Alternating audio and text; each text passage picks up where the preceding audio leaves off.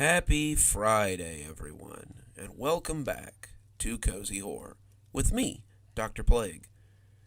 I hope you've made it through the week successfully. I hope you've had a good week. I hope you achieved everything you wanted to. And now it's time to kick back a little bit and just relax. I think maybe we could all use a little bit of a vacation.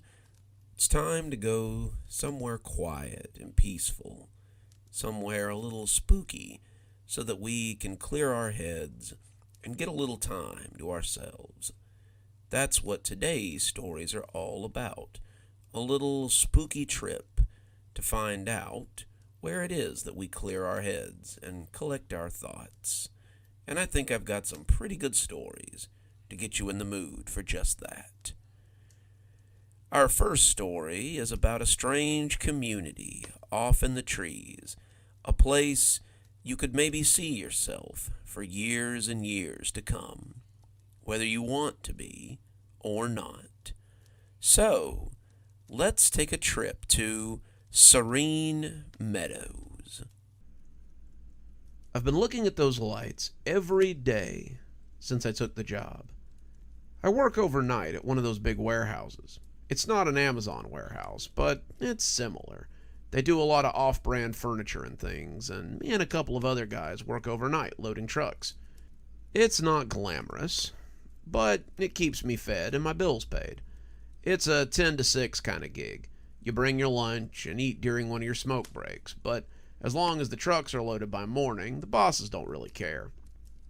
All that preamble was to tell you that the lights are something I've wondered about since the first night I came to the warehouse.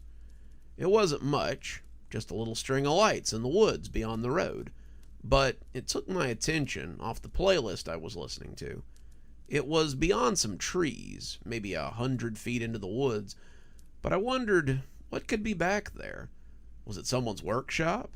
Was it some housing development? Weirder still, maybe it was a government facility or some kind of haunted wooded area. I thought about it all shift and caught myself looking at the woods on the way home, though I couldn't see the lights in the daytime, of course. I dreamed about them that night. I didn't know what the lights were, but I dreamed they were twinkling in the woods as I sat beside the roadside. It reminded me of the lights on my light bright from when I was a kid. Sometimes I would set up the paper and just fill it with the white bulbs and pretend it was a field of fireflies, the ones that came in the spring and summer. I would sit on the back porch for hours when I was a kid and watch them until my mom made me come inside. That's what they looked like to me. And the longer I looked, the more they danced. That night, as I drove past the lights again, I resolved to ask somebody about it. "What do you guys know about those lights in the woods?" I asked, the three of us sorting and loading boxes into tonight's truck. Andre and Kevin looked at each other, pausing for a moment in our nightly drudgery. "The lights along 45 East?" Kevin asked, clearly hoping I was talking about something else. "Yeah," I said. "Why, are there more lights?" Andre laughed, but it sounded forced. "Oh, that ain't nothing. It's just some lights out in the woods. Nothing to worry about." We loaded a little more cheap furniture as I chewed it over, but I still found myself curious about those lights. "But what is it?" I asked again, and the two of them sighed. "It's nothing," Kevin said. "Don't worry about it," Andre said, but they clearly knew more than they were saying. "What's the big deal?" I asked. Why don't you just tell me?" "Because it's nothing," Kevin said, wincing as he dropped the box he was carrying. "And you shouldn't be looking for nothing," Andre added, his face looking like maybe he had said too much. I didn't bring it up again after that, but it was never far from my mind. For 3 weeks, I watched those lights, and then I dreamed about them every morning as I slept like the dead. Then, one night, as I drove past the lights, I couldn't hold my curiosity anymore. I'd driven by an access road that I believed would take me to the lights for nearly a month, and that night, the call was just too great. There was no guard post, no fence, no barbed wire, no nothing, and I figured it couldn't be dangerous if they weren't trying to protect it. So instead of driving to work, I turned down the access road and drove into the woods. Stupid, I know, but I had to know. If it really was a forest full of fireflies or just some redneck solar lights, I suddenly had to know.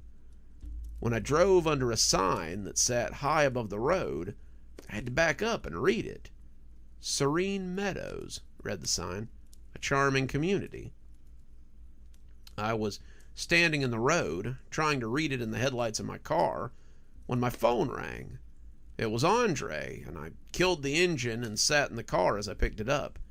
He wanted to know where I was and why I wasn't here to unload boxes, and without much thought, I put on my best hoarse, sore throat voice that I could manage. I had only planned to have a quick look, but now I needed to know more. Shit, sorry, Andre. I just woke up. I've got some kind of crud, man. It's laid me out today. I just need a day, man. I want to shake this off so I don't bring it to work. He was quiet for a moment, and I got the feeling he was listening to something. You sure you're at home? I blinked at the phone.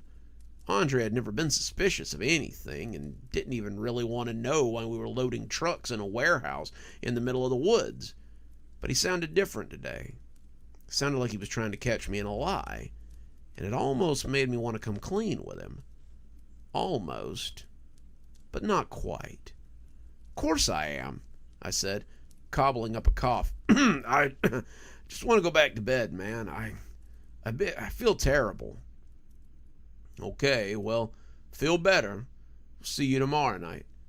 Yeah, of course, I told him. When I hung up, I actually sighed in relief.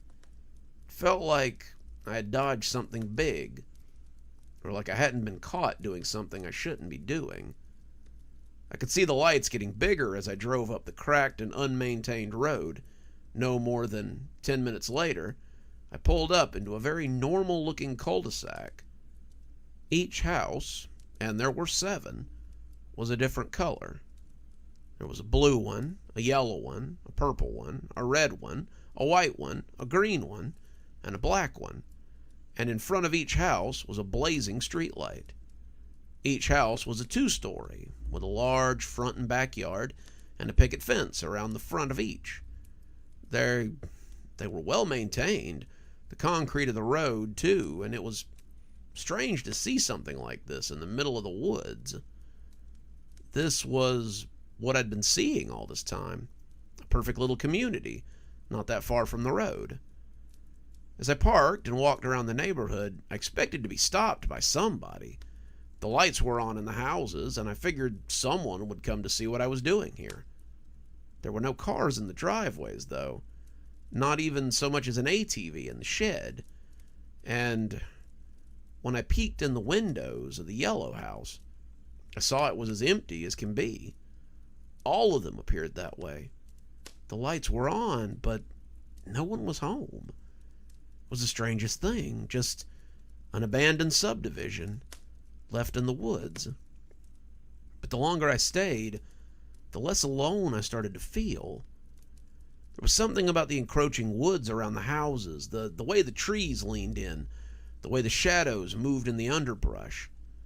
I never felt in danger, but I did feel watched. It was like seeing shadows move for just a fraction of a second, and then slink away before I could get a good look. I finally got up the courage to try the door on one of the houses, after knocking for about 10 minutes straight, but it was locked. All of them were, it seemed, except the black house. I didn't really want to go into the black house. It seemed ominous somehow, but I did, and it was just like the rest of them. TV sitting off as it sat before the couch, kitchen in order, except the fridge was empty, and a dining room set for a meal. The upstairs had 2 small bedrooms and a large master bedroom with a bathroom. The bathrooms, one downstairs and 2 upstairs, were fully furnished, and the beds were made and ready for new owners. The whole place was a little freaky, but I kind of felt like the house had been waiting for me somehow. I know how that sounds, but I felt like I was supposed to be here, you know? And when I came back downstairs, I checked my watch and realized that I'd been exploring for 4 hours. It was pushing 10:30, and I supposed I should bail. There's probably some lazy security guard that would be by around midnight to catch me here. But as I drove out of the cul-de-sac, I couldn't help but feel a pang of loss. It was like leaving home, and I desperately wanted to turn around and go back. I had inadvertently given myself a 3-day weekend with my call out, and when I got home, I stayed up playing games a little bit before heading to bed. I dreamed about the little community that night, just as I had dreamed about the lights before that. But this time, the dreams were different. I was standing in the master bedroom of the black house, looking down at the street as the streetlights burned brightly. As if on cue, the doors to the other houses banged open, and a parade of shadowy people came spilling out. They exited the houses in long columns, and as they approached the middle of the cul-de-sac, they congregated there, filling the street. The streetlights brightened, their almost eye-watering light becoming even brighter. There was a crackle of electricity, and all the shadow people were suddenly gone. I woke up then, gasping for breath, and wondered what the hell that had been. I went back to Serene Meadows that day, dreams be damned, and by daylight the place seemed very different. The cul-de-sac was pitted and cracked, the road nearly gone from the grass. The houses were still there, but they were peeling, and the windows were mostly broken or dusty. The doors were splintered, and most of them had been kicked in, but it was the street lights that seemed the saddest. The glass was broken, the lights shattered or missing, and the whole place looked like the woods would reclaim them at any time. I was perplexed. It was like a tornado had been through here, and a search of the houses found nothing but gutted rooms and graffiti everywhere. It looked like homeless people might have discovered the place way before I did, and I was glad I had worn boots. There were needles and cans scattered around, as well as a few blanket mounds and sleeping bags, but I didn't find anyone there. Whoever had been living there was long gone. I didn't know what had happened to the place. It had been fully intact the night before, and as the sun set, I got in my car and headed home. Looked like the kind of place I definitely didn't want to be after dark. The sun was dropping as I got back on the road, careful not to be seen by Andre or Kevin if they were heading to work. But as night settled over the woods, I saw the lights again and stopped abruptly in the middle of the road. I stared, not caring if anybody came along to beep at me. I'd seen the place. There couldn't be any lights coming from there. The houses looked gutted, the copper wire probably the first thing to go, and the streetlights were broken and shattered. Still, something made me turn around in the road and drive back to see who the lights belonged to. What I found was the same little community that I'd seen the night before. 7 perfect houses around a cul-de-sac, the streetlights burning bright and the road well maintained. As I sat there marveling at them, though, that was when I saw the first of the figures. With the lights on, they were hard to miss. Perfect shadow people, looking down on me from the windows of the upper floors. There were just a few of them at first, but the longer I watched, the more they piled up. Some houses only had a few, but others had dozens. As they began to fill the bottom windows too, I put my car in reverse and got out of there. I didn't know what was going on, but I didn't want to be seen by those things or find out what they would do to me. I drove like a bat out of hell, and when I got home, I felt like I'd run a marathon. I went to bed in my room, but the dreams seemed to be waiting for me. This time I was standing in the road. The lights were flaring, and the doors opened as they came spilling out. I was suddenly surrounded by a sea of shadow people. They were whispering something, whispering my name, and as they gathered around me, I saw the streetlights flare. I woke up to find I wasn't in my room anymore. I was on the bare wooden floor, the sunlight spilling through the broken windows of the black house. I was in the master bedroom of the black house, and by the daylight, it looked rougher than even I remembered it. I didn't know how I'd gotten there, but I knew an Uber wasn't going to come get me this far out. I'd have to walk the 7 or 8 miles back to town. If I wanted to get there before lunchtime, then I better get going. The way up the access road felt like it took years, and as I made my way to the highway, I sighed and started hoofing it. When a car pulled over to the shoulder, I wasn't surprised to discover that Andre was behind the wheel. "Looks like you're feeling better," he said, reaching over to pop the passenger side door open. "Climb in, bud. Let's talk." As we drove, Andre asked me if I had been to Serene Meadows.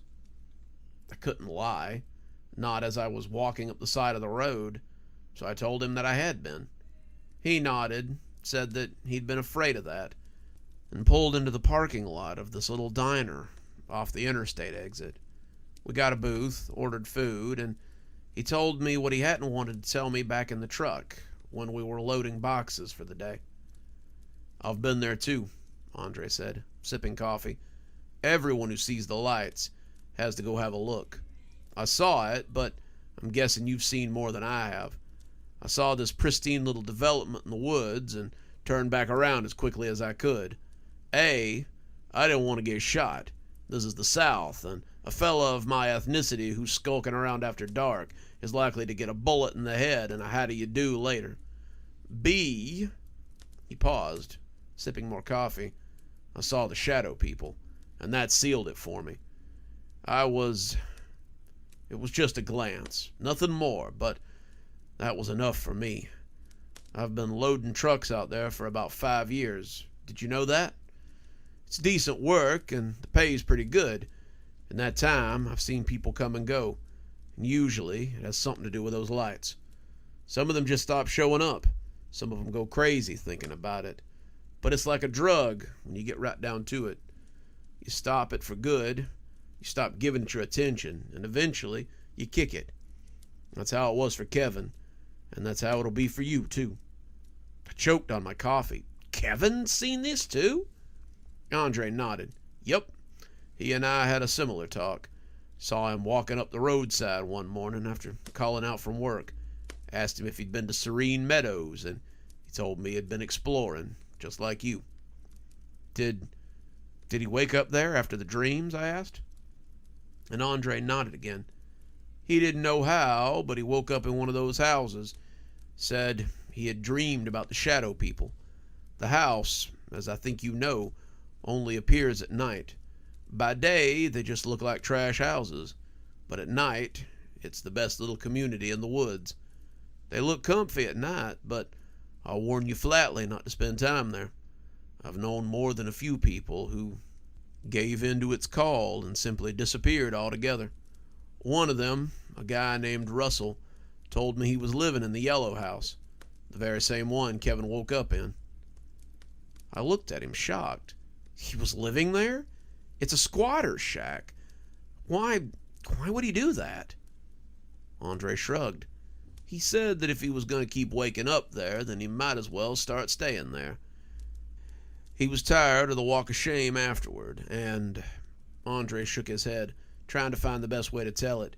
He said that the longer he stayed there, the more it resembled the house he saw by night. He said he saw the midnight procession as the shadow people went to the bright lights, and he said he heard them whisper to him as well. "What were they whispering?" I asked. Not really wanting to know, but needing to know. "They were whispering for him," Andre said, "and then one night, he just never showed up for work. I knew where he was, but I didn't go looking for him. He was gone, just like you'll be gone if you let that place eat you up.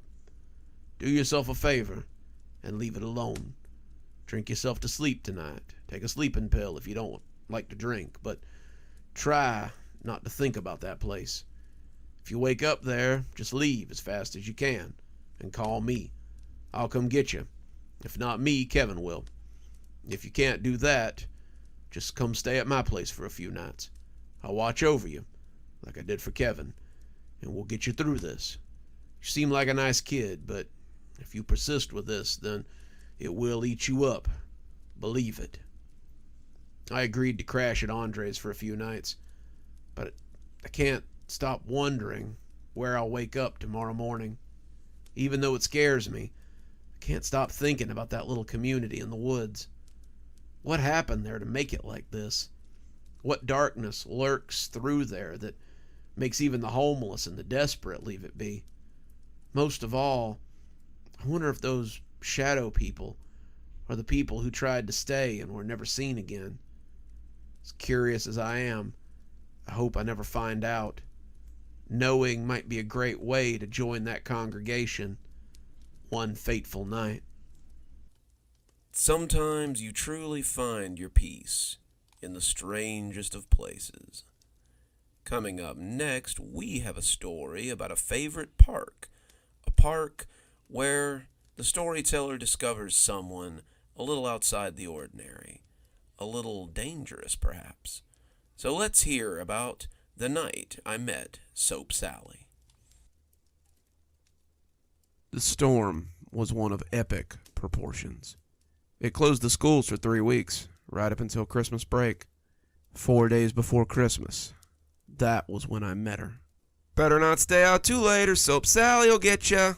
Mom called this after me, right as I went out the door to go play with Rob and Tera.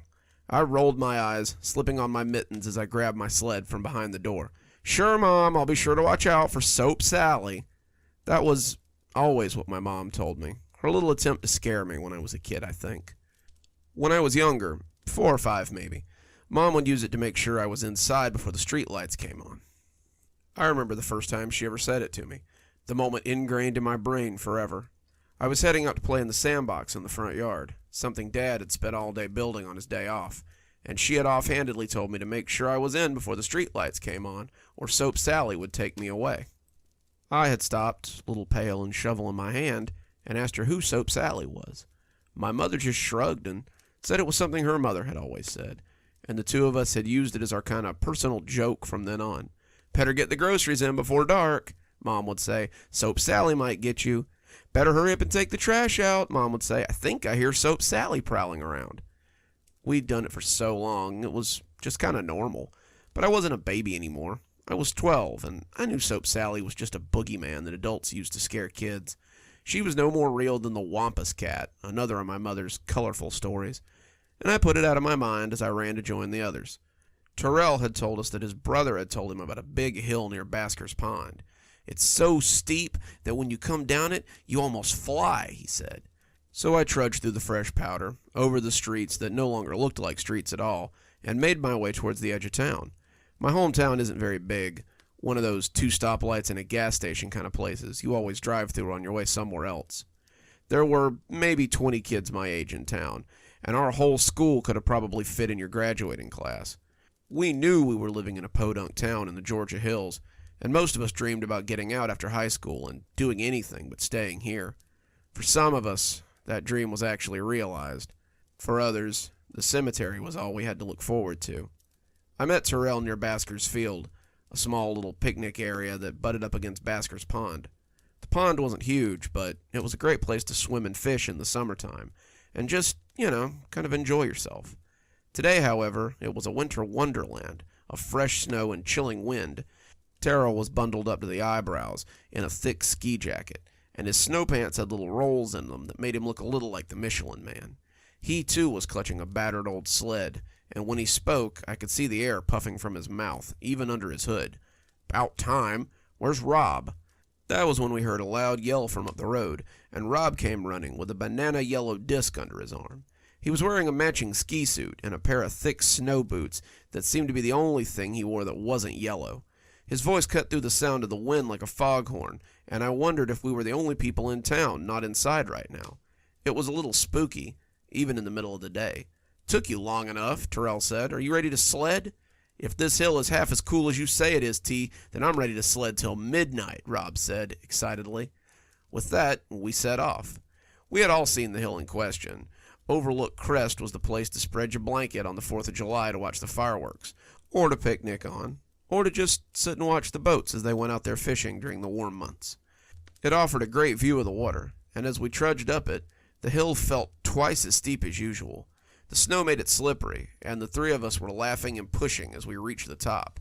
Terrell won, of course. Terrell was a beefy kid, and he was harder to push down than Rob, who was mostly skin and bones. He set his sled against the snow, and when he slid down, he really did seem to fly. We spent the day on the hill, sledding, snowball fighting, making snowmen, and generally enjoying the day. Blizzards like these were rare, and we'd been having a lot of days like this where we were just free to be kids and enjoy our childhood. Sometimes we linked up with others from school to have snowball fights or play games, but mostly it was just Terrell and Rob, and me, of course, enjoying the childhood we had before it was over. We had all expected it to end when we went to high school, the dying place of childish things, and not one of us could have guessed that it might be something childish that ended our innocence. I didn't notice it was getting dark until the streetlights came on and sent a dazzle of diamonds up from the snow. Crap. Mom's going to be mad if I'm late. "Oh, relax," Rob said. "It's not like we have school tomorrow. As long as you're home before bedtime, why would she care?" Rob's parents were never home, leaving him in the care of his aunts or his grandmother since they worked late. Terrell and I, however, had mothers and fathers who would expect us home when the streetlights came on, and I could see Terrell shuffling nervously too. We were all poised at the top of the hill, preparing to race to the bottom, and when Rob saw our looks, he rolled his eyes and jumped. "Last one to the bottom is a baby," he sing-songed. We all jumped then, putting on a burst of speed as we tried to catch him. As we came down, I began to hear a strange noise, the rumble of something rolling down the street, the jingle of an almost merry bell, and the hum of a gravelly voice. I looked around, trying to find the source of the noise, and that's when I saw her walk under a streetlight. It was an old woman, pushing a wheelbarrow or a small cart. We were heading right for her, and Rob was turned around backwards so he could laugh and mug at us. "Rob, look out!" He turned just in time to smack face first into the cart. We swerved to a stop, Terrell and I running down the hill the rest of the way. We could already see the old lady bending over him to inspect the prone boy, and under the glare of the streetlights, he looked pretty bad. There was a big gash on his forehead, the blood leaving red streaks down his yellow ski suit. Rob was groaning when we approached, and the woman looked up at us, smiling feebly as she rose to her full height. She was as wide as she was tall, and she was nearly 6 feet. She wore a voluminous black dress, her hair caught in a scarf or a kerchief that trapped it against her head. Her hands were liver-spotted, her fingers long and spidery as they sank back into her sleeves. The cart she was pushing seemed to be empty, and I figured she was on her way to pick something up when we bumped into her. There was a bell attached to it, and Rob flopped back against it, making it tinkle merrily. "Dear me, I didn't see you there, son. Are you okay?" she said in her thin, spidery voice. We helped Rob to his feet, but he was shaky and hardly able to stand. I was worried that maybe he had a concussion, maybe even a broken skull, and I wanted to help him get to the house as quickly as I could. Terrell asked the woman if we could borrow her cart, but she said she needed it later and couldn't loan it out. "But I'll help you get back to my cottage so you can call for help. I'll make you something warm to drink while you call your parents and let them know what happened. Put him in the cart now. You can help me push him back to my house." I was hesitant. Mom was always clear on not taking rides from strangers, and certainly not going to their house. But Rob groaned and wobbled then, which made up my mind. Our town was so small, after all. We may have never seen this lady before, but there was very little chance that she would want to hurt us, right? No one ever wanted to hurt us, and despite all the lessons about stranger danger, we had never even heard of anyone getting kidnapped. We loaded Rob into the wagon, the bell jingling as he slid in, and pushed it back the way we had come. As it turned out, the woman lived in the woods behind Basker's Park. The tires rumbled over the wood chips that led to her house, and Rob groaned as we jostled him in the cart. We had left our sleds behind, and we moved unburdened towards the dark little cabin at the end of the long road. It looked spooky at night, not a candle or a light inside. "You can push him right in the front door," she gravelled out, As we neared, something screamed at me not to go inside that house, though. Common sense seemed to have reasserted itself, and when I paused on the steps to the front porch, the old woman and Terrell barely noticed. As the door came open, I could smell something like wax melting, a warm, aromatic smell of tallow. There were floral smells as well, and something akin to the cooking of bacon fat. There was another smell, though, something that prickled the hairs on the back of my neck. A coppery smell. A wet smell. And when I took a step back, the old woman seemed to notice that I hadn't come inside.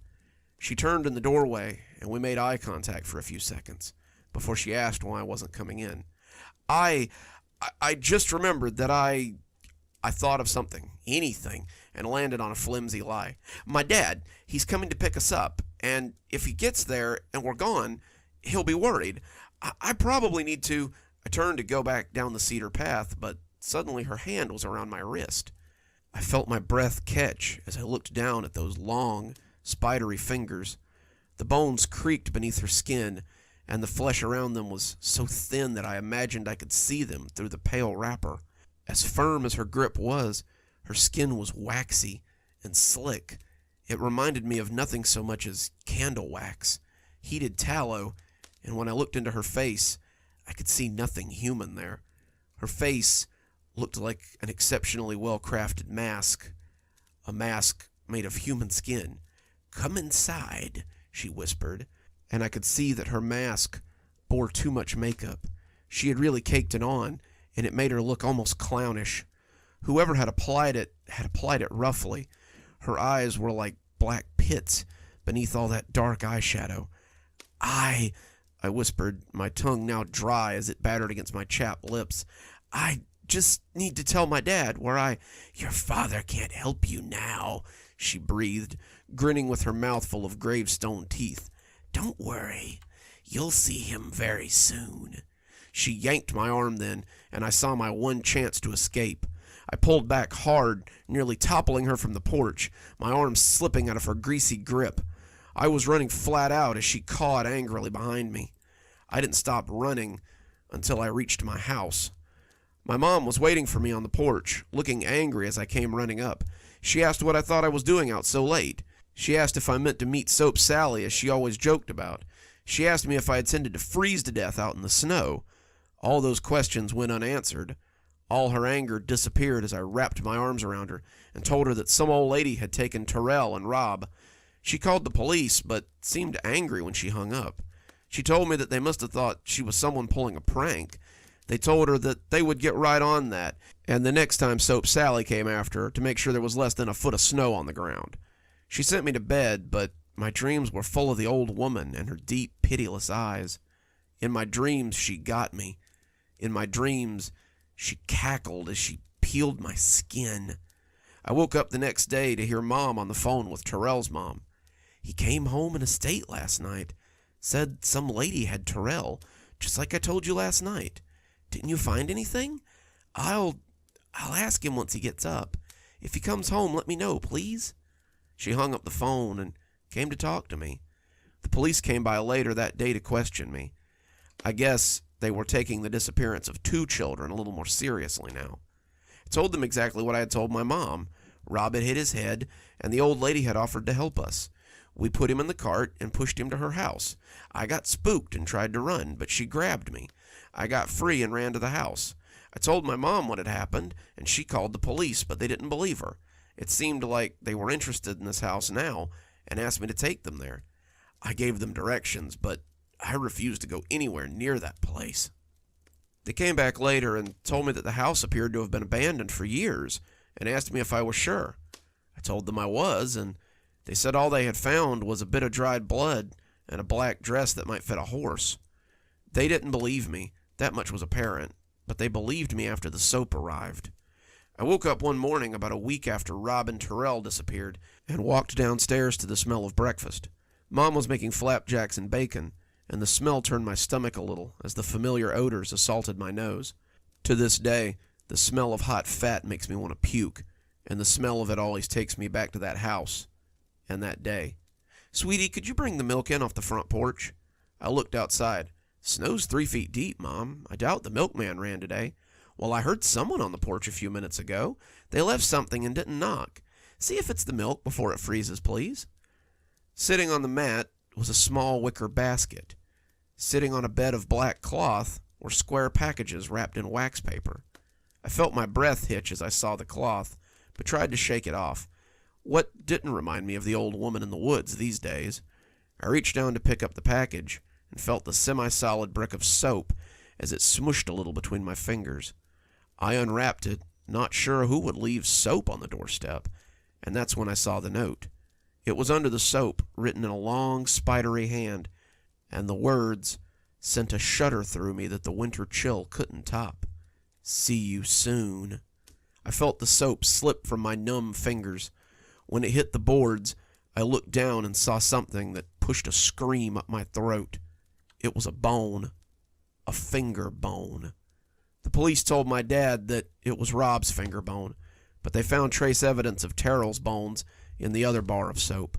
Both their parents had received similar baskets of soap, and, unfortunately, Rob's grandmother had brought it out of the bathroom when the police came to check. She had been washing her hands with it all day, having no clue that she was washing her hands with her grandson's body. My own grandmother came to visit a few days later. She and Mom had a long talk about something, and I got the feeling that Mom didn't want her to tell me something. As she shuffled to my room, I couldn't help but shudder as I imagined my door opening to reveal a huge woman in a black dress and a shawl leering at me as she smiled with her witch's grin. When Grandma knocked, I told her to come in. She sat down on the bed and seemed to think about what she meant to say. "I grew up in this town, too. You know that. One night, my friend Grace and I were late coming home from a church dance. We cut through the park, and as we passed by the sign that said, 'Welcome to Basker's Park,' we saw an old woman who was trying to fix her cart. She asked us to help her get the cart to her house, and we obliged. No sooner had I seen her house, though, than I got a tickling feeling. My mother had told me about Soap Sally, too, and I suddenly realized what the smell was around that cart. It was tallow and lye and blood. I ran as quick as I could, and I never saw my friend again. You got real lucky, kiddo, but don't press your luck by being careless," she said, giving me a little hug as her bones creaked in that way that Soap Sally's had. She left me then, and we never spoke about it again. That was 5 years ago. 5 long winters ago. The snow is back, and the days are short, but I haven't left my house after dark, not since that night I lost my best friends. Though I never saw her again, I know she has seen me. Sometimes I hear the grumble of that cart, the tinkle of the bell, and it sends me running home as surely as it did the night I escaped her. My greatest fear is that she will make good on her threat one day. One day, Soap Sally may leave me on my parents' front porch, their missing son unknowingly come home. Travels are full of interesting people to meet and interesting local customs to observe. Just make sure you don't become a part of those local customs. You know, not too much. Coming up next, we have a peaceful little place out in the woods, a place to sit and think about what's going on in the world, a place that may be inhabited by something a little creepy. So, let's hear about what's under the trestle bridge. It was just supposed to be another camping trip, like so many others we had gone on before. The town we live in isn't huge, but it does have a lot of woodland to explore. We live on the edge of what most people call Appalachia, and we've had more than one weird experience out in the woods. Once, as my friends and I walked down a familiar trail, we smelled a strong and unpleasant scent. Brian thought it must be a bear, but I'd smelled bears before. We'd had one winter under our back porch one year, and this was very different than the musty smell he had left come spring. Another time, while we were camping, we saw ghost lights in the woods. They were beautiful, red and blue and yellow and orange, and though Justin was afraid of them, I felt drawn to go and see them so I could see them better. I knew better, though. Grandma had told me all about the dangers of following the ghost lights and had assured us all that we wouldn't like where they took us. The land of fairies is beautiful, but also terrible for mortals to behold. They would make you young for the rest of your days, though that might not be as long as you might think, she always said with an evil grin. We'd heard whistling and strange growls, throaty yells and strange birds, but none of it ever really scared me. The woods had always been a friendly place, a place of adventure, and I always looked forward to my time there. I never felt uneasy when I was within its borders, and as the four of us prepared to go back into the woods for another camping expedition, I was excited. Brian's brother had told us about an old trestle bridge deep in the woods, and we all wanted to see it. It was part of the old railroad, something that hadn't run through the town in a long time. The tracks were still there, the old station too, but the trains had mostly been for passengers, and we had none these days. No one came in, no one left, and we had no industry for the trains to transport. All the wood we harvested went to the sawmill or the paper mill, and there was no need to transport it by rails. The trestle bridge hadn't seen a train cross in 20 years. It spanned a small gorge in the middle of the forest. Brian said his brother had claimed the bridge was where high school kids went to drink beer, and now that we were freshmen, we should go out there too. He said it was a rite of passage, and that we should go see if the right had decided to leave us a gift out there. We didn't know what sort of gift that would be, but we were all curious to see the bridge. So we told our parents that we were going camping one weekend in April and took to the woods. Brian and I were eager, talking about how cool it would be to see the bridge, but Justin and Frank seemed hesitant. Well, that wasn't quite true. Justin was hesitant, as he almost always was, and Frank was kind of ambivalent. We had met Frank last year at the start of 9th grade, and he had made a pretty good addition to our trio. Frank wasn't an avid hiker, but he liked to hang out in the woods and get a little high from time to time, and that was good enough for us. He also brought outstanding camp snacks, so we were more than happy to hit the trail with him. I wasn't certain there was a sleeping bag in that rucksack of his, but I could already hear the crinkle of chips and snack cakes within it. Any idea how far this bridge is? Justin asked, plodding along grumpily. Justin didn't mind hiking, but he wasn't big on aimlessly wandering in the woods. He had packed enough to make up for Frank's lack of gear, and the tent poked over his left shoulder. He was plodding along at the back of the group, and I was sure we'd have to listen to a fair amount of complaints before we got there. My brother says it's about 3 miles into the woods, following the river until we come to the gorge. After that, it should be pretty easy to find.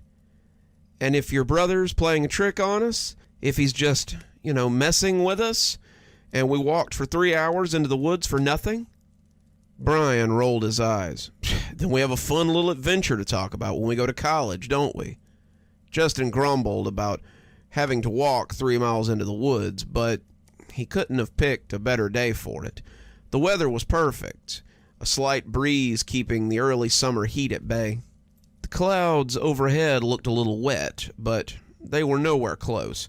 We'd have a nice camping trip this weekend, a nice little excuse to fish and relax and enjoy ourselves as we explored the old trestle. The woods around the town were full of things like that, and we'd explored old houses that had been retaken by the underbrush or abandoned vehicles that sagged amongst the leaves.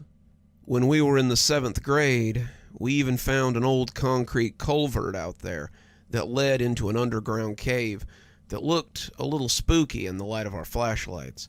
The farther we walked, however, the less certain I was that the clouds wouldn't be a problem. The deeper into the woods we went, the more the smell of rain surrounded us. Brian smelled it too, and our pace increased as we kept heading deeper in. Maybe it was just a little rain. Maybe it was just a short downpour, and maybe we could get past it before it soaked everything. When we came to the gorge and I saw the rising skeletal edifice of the trestle, I breathed a sigh of relief. "There she is, boys," Brian said, sounding surprised to have found it at all. "Looks pretty wrecked," Frank said, tossing a stub of cigarette into the gorge. "We aren't actually gonna go up on that thing, are we?" "Well, yeah," Brian said. "That's kind of the only reason we came here, wasn't it?" "You might, but I don't care what kind of surprise is up there," Frank said. "I ain't going." He had plenty of time to rethink his statement. Just because we had found the gully didn't mean we had made it to the trestle. The closer we got, the more I could see that for its age, it really was in amazing shape. It was less skeletal than I had thought, and looked more like a covered metal bridge. The underside of the trestle was a dark cave, the shadows thick and deep, and I really didn't want to explore the underside unless we really had to. Something about it made me uncomfortable, and as we got closer and closer to the base, the whole thing seemed to grow. It was mid-afternoon when we finally made it, and Brian let his pack fall as he set about climbing at once. You don't want to set up camp first?" Justin asked, taking out his tent and tools for making fire. "I just want to see the woods from up there," Brian said, looking at me as if to ask if I was coming. I let my pack slide off too, and we climbed the side of the trestle side by side. We were laughing as the ground got further and further away, the girders lifting us above the trees until we finally crested the top and came to the old tracks of the railroad. I was full of wonder as I looked out over the woods, the trestle spanning the entire gorge before slanting back down to the woods again. From up here, the clouds looked very dark, and I wondered if the tent would be enough to keep us from getting wet. "Check this out," Brian said, dangling his feet over the edge as he looked down into the gorge. Watching him made me slightly dizzy, and I didn't dare join him on the precipice. When he came back up, however, he had a rope with him and nodded me over to help him pull it up. It wasn't really heavy, but we were careful not to let it get stuck on anything. Brian left me to pull so that he could look over the edge and reported that the rope was attached to an old red cooler. As it came up over the edge, I saw that the rope was attached to a handle, and the whole thing was the red of a kid's wagon left out in the sun. The box was ancient, the bystander of 1,000 summer outings, and there was something inside it. Brian opened the lid and smiled as he pulled out a lukewarm six-pack of Natty Ice, a brand I was passing familiar with. Dad, a staunch Budweiser man, had always shook his head and called it piss water when he saw that it was on sale. I figured for a bunch of kids who were barely old enough to buy beer, the price was probably right, though.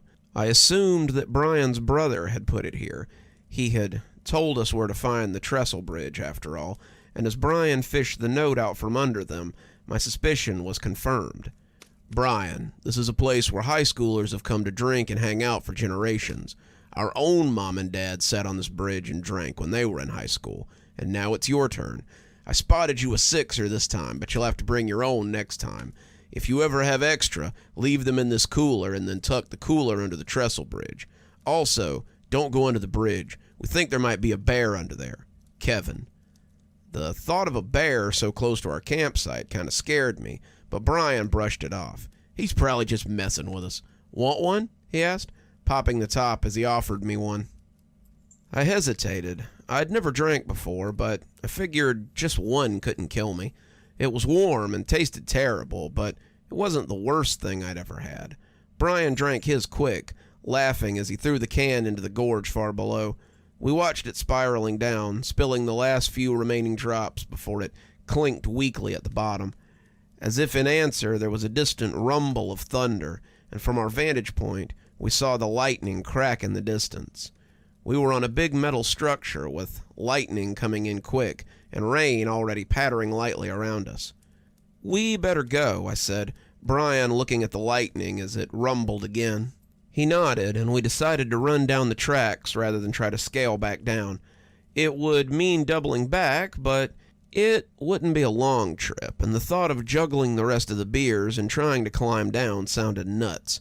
Brian was holding the four of them close as he ran, smiling to himself as he talked about showing them to the guys. "Justin's gonna flip," Brian said with an evil laugh. You know, he still won't even be around anyone who smokes because of that dumb dare pledge. He was right, too. Justin was furiously hammering in tent pegs when we arrived, looking up at the sky every time a drop hit him. He stopped when he noticed us come back with cans that clearly weren't soda. Frank must have recognized them because he laughed and commented that they had found a pretty cool surprise. Brian tossed him one, turning to Justin as he offered him one, too. Justin put a hand on his hips, looking like my mom when she was disappointed in me. Hell no, and you shouldn't either. Why would you just drink something you found on a rickety bridge? Brian blew out a long breath and popped another one. Because, Spaz, my brother left them for us. There was a note and everything, so cool your jets. Brian went back to work, mumbling darkly about being reckless and drinking things that could be poisoned or drugged. The tent came up, and not a moment too soon. The rain was really starting to come down, and it looked like there would be no fire tonight. We all headed into the tent, the wind picking up as it shoved the tent and made the ropes and pegs groan. It was big enough to fit all of us comfortably, and as the lamps came out, Brian held up the last 2 beers. Split the last 2? He asked. Everyone but Justin agreeing. We poured them into our camp cups, starting to clink them together before Brian turned to Justin. He was pretending to busy himself with something in the corner, but it was pretty clear that he didn't approve of what we were doing. Come on, Justin, it's not going to hurt you. I tell you what, if we see you becoming an alcoholic after one sip, I'll push you into the gorge and save you the embarrassment. Not funny, Justin said, but he had clearly worn him down. After another half-hearted refusal, he finally held out his cup to Justin and grinned as he poured the last of the beer into it. Then he clinked his glass with the rest of us, and we drank, everyone pulling a face which we laughed at. As the storm raged outside and we ate some MREs that we had packed just in case of bad weather, we started on our ghost stories. Brian was just telling us about a man with a hungry ghost in his basement when a big gust of wind hit the tent hard enough to collapse the middle brace and send it crashing down on us. We floundered for a minute, looking for the zipper as we tried to escape, and finally stepping out into the driving rain. It was still afternoon, the sun an angry line amidst the storm clouds, and I turned as I heard someone struggling with the tent. Justin was trying to pull it, the wind threatening to take it from him with every gust. Come on, he shouted. Help me get it under the trestle. It should work as a windbreak. I remembered the warning about a bear, but Brian just shouted back that it was either the bear or the rain. Besides, he said, if we see one, we'll just run like hell. It was hard to argue with him while the rain was coming down, so we all grabbed a tent post and moved it into the dry cave created by the trestle. Unlike a lot of train trestles I had seen in movies and on TV, this one was enclosed. I'm still not sure why, but it worked out well for us that day. We knocked in the tent pegs and sat in the tent as we watched the rain come down in buckets outside.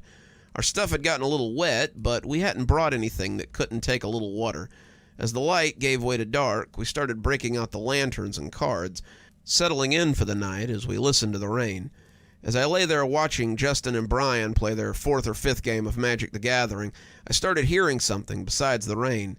It was a deep rumbling, like something snoring deep under the metal bridge. I thought again about Brian's brother telling us there might be a bear under there. I didn't really want to get eaten by a bear in my sleep, and if we were going to have to move again, it was better to do it now. I took out my flashlight and started looking into the shadowy depths of the trestle, but there was nothing to be seen. There was some thick-looking mud under here, some of it having made little stalagmites on the ground, but I couldn't see anything sleeping under there. It wouldn't make a very good den, I reflected, as I shone my light around. It was open on both sides, with the gorge coming in about 30 feet from our tent. There was really nowhere for anything to live down here, but as I swung the light from left to right, I could still hear that weird breathing. On a whim, I pointed it up and under the bridge, and that was when I saw it. First I thought it was a bunch of bats clustered together, but when it flinched under the beam of my light, I knew it was just one big thing. It was a huge bat, way bigger than me, with its large leathery wings pulled up tight around it. It was clinging to the bottom of the trestle bridge, and I imagined that It had been a bad spot to hang when the trains were still in order. I spotted a slight movement to its left and found a second one hanging not far from it. In total, there were 4 of them, and when one of them shifted its wings and looked at me with a red, unhappy eye, I turned off the flashlight and zipped up the tent. The guys had some strong words when I started turning off lanterns, but I told them to be quiet and get down. "What?" Frank asked. "Did you see something out there?" "Was it the bear?" Brian asked, keeping his voice low as we hunkered down. "What bear?" Justin asked, but I waved a hand at them, trying to get them to be quiet. "It's not a bear," I hissed, but about that time, there was a weird sound from outside. It sounded like a high-pitched yawn as something came awake, followed by the rustle of wings. The talk in the tent had ceased now, and you could have heard a mouse fart. In the dark of the undercroft, we heard something huge and leathery take flight, rustling the canvas of the tent as it left the darkness. A second took flight a moment later, and I heard water cascade down as it shook the top of the trees. We all lay on our stomachs, panting for breath as we listened for more. I had seen 4, and only 2 had left so far. When something hit the ground about a foot from our tent, Justin had to slap a hand over his mouth to stop from screaming. The hushed remnant squeaked from between his fingers like a deflating balloon, but if the creature heard it, it never showed any sign. I could see the vague outline of it as it rose to its full height, and as it flapped its wings and took flight, the tent rustled like it had been in the wind. "Is that all of them?" Brian asked, 3 sets of eyes turning my way. I started to tell them that there had been a 4th, but that was when the 4th fell on top of the tent. We were all very lucky, all things considered. It landed right in the middle of the tent, shattering the plastic pole and sending the plastic material falling down around us. The creature's toenails scrambled across it noisily as it tried to find purchase, and when it took off, I was afraid it would simply carry us off with it. Instead, it just ripped a hole in the top as it flew off, and all of us were left reeling as we lay under the canvas. After a few minutes, it was decided that we would take our sleeping bags and our backpacks and leave the tent behind. We spent a miserable night huddled under the biggest tree we could find. We probably looked like fat caterpillars as we hunkered under the roots of that big tree, but we were as dry as could be managed. We all kept looking towards the skies, afraid the giant bat things would come after us, but they never did. We didn't talk, we didn't dare, and when the sun came up, we made our way out of the woods. We arrived at my house cold, scared, and unwilling to talk about what we had seen. My parents probably thought we had run afoul of something like a bear or a cougar, but they had no idea. That was about 2 weeks ago, and we haven't been back in the woods since. Just knowing that those things are in the woods makes us not want to be there after dark. It's a shame because the woods were our spot, our sanctuary, and now it seems tainted. Brian doesn't even leave the house after sunset these days, and Justin looks at the skies when he's walking. Frank says he doesn't really want to talk about it, and I think he's stoned a lot of the time. I dream about it sometimes, the way that big red eye looked at me when I shone my flashlight on it, and I can't help but wonder what something that big eats. I think it will be a good long time before I talk any of them back into the woods, and our camping days may be at an end. It just goes to show you that you never quite know what might be living out in the woods. Coming up next, we have a story about an abandoned town. Well, maybe not so abandoned. There's still someone living there, after all. Someone who's been there for a long time. Someone who may be the last man there. So let's hear a little story about the last mayor of Eden. It all began with the closing of the Walmart. The Walmart was not the catalyst for the death of Eden, but it was the final death throes of a dying town. Eden had never been what you would call a bustling city. With a population that topped out at about 75,000 in the mid-'80s, the city had undoubtedly seen its heyday. The coal mine had finally panned out in '95. The calculator factory had likewise played out in 2002. The paper mill had lasted a while longer, shutting its doors in 2016. That had been the end of the major industry in Eden. The town had continued, of course. The downtown had done a fair bit of business with the summer people who came through. People from out of town always wanted to pick up a summer house or move to the outskirts to get away from it all. Despite the small spikes, the industry was going, and a lot of the people left when the paper mill closed down. Those who remained were the sort of people who couldn't have been blown out with dynamite. They were oldsters who had been there since they came back from World War II or Vietnam, dyed-in-the-wool capitalists who continued trying to bring industry to the area, and real estate people hoping to get one more dollar out of the dying town. Even some of those latter had to take a firm look at what they were trying to sell when the one seemingly solid job market finally closed up shop. The people of Eden didn't seem to mind, though. Quite the contrary.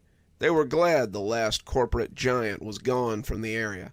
They talked longingly about getting back to the good old days and how this would help the waning business on Main Street to thrive again, without big corporations keeping their boot on the throat of the little man. Greg did not agree. For one, he'd been working at the Walmart since he got back from college in 2009. It had been keeping food on the table and the lights on in the dingy apartment that he'd been renting over Abigail's drugs for the better part of a decade, and that's how he liked it. They got the majority of his paychecks, too, and they might as well have been a company store the way Greg looked at it. Even so, it was convenient to have everything within easy reach. The second thing was harder to quantify, but was something that the philosophy teachers at the hoity-toity college he'd dropped out of would have understood all too well. Corporate giant or not, Walmart did not pull out of a thriving town that they could still make money in, as a rule. Watching the semi-trucks with the Walmart logos on them drive for the outskirts of town was like watching the axe-wielding vehicles drive out of the remains of the forest at the end of the Lorax book his mother had read to him as a kid. They had sucked the land dry like a vampire, and now it was time to get out while the getting was good. "Decided where you're going to go work now?" Patty asked, coming up on Greg's side and startling him. I don't know," Greg said morosely. "Abby's been trying to get me to work at the drugstore since Rachel went to college, but she just doesn't pay enough for me to live and eat." "Well, since she's your landlady, maybe she'll give you a little discount if you work for her." Greg laughed at that. The thought of Abigail Worthy giving her own grandmother so much as a nickel off her rent was a laughable prospect. That old biddy would probably haggle with the undertaker when it came time to put her in the ground, and then lodge a complaint for me on the grave when he put too little dirt on top of her coffin. He and Patty chatted for a little bit, making small talk as they watched the town disperse in the now empty parking lot of the supercenter. As the crowd thinned out, Greg stuck his hands in his pockets and told Patty he'd see her around. He walked away from the Walmart, his car having long ago been sold due to lack of use. When you never left town, what good was a car? He'd come back from college a month before his dad died, and had still been there a year after when his mom had told him that she was going to live in Florida with his aunt. He'd moved into the studio apartment over Abigail's, and sold his car the same year. The little hatchback had been great when he'd been putzing around Burbank, but now that everything was in walking distance, it seemed as useless as tits on a boar. He'd gotten about $5,000 for it, and coasted a little until he got the job at Walmart. He'd been working there for the past 10 years, it seemed, stocking shelves and answering questions for customers. You would think that after a decade, management would have cut him a check for his retirement, but Greg had never really paid in.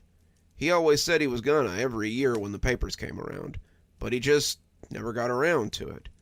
It always seemed that when you lived in Eden, you did things tomorrow instead of today. It seemed that when you lived in Eden, you always thought there would be more time. "Stand up straight, Gregory. I'm not paying you to slouch." Greg sat up and stopped leaning on the glass cabinet that was full of blood testers and diabetes equipment. He'd been working at the drugstore for about 2 months, and he hated every minute of it.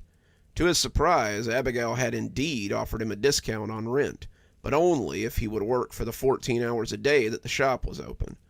So, from 5 a.m. to 7 p.m., closed on Sundays, Greg stood behind the counter and helped old ladies pick out constipation medication or helped old gents find exactly the right size of Depends for their bony asses.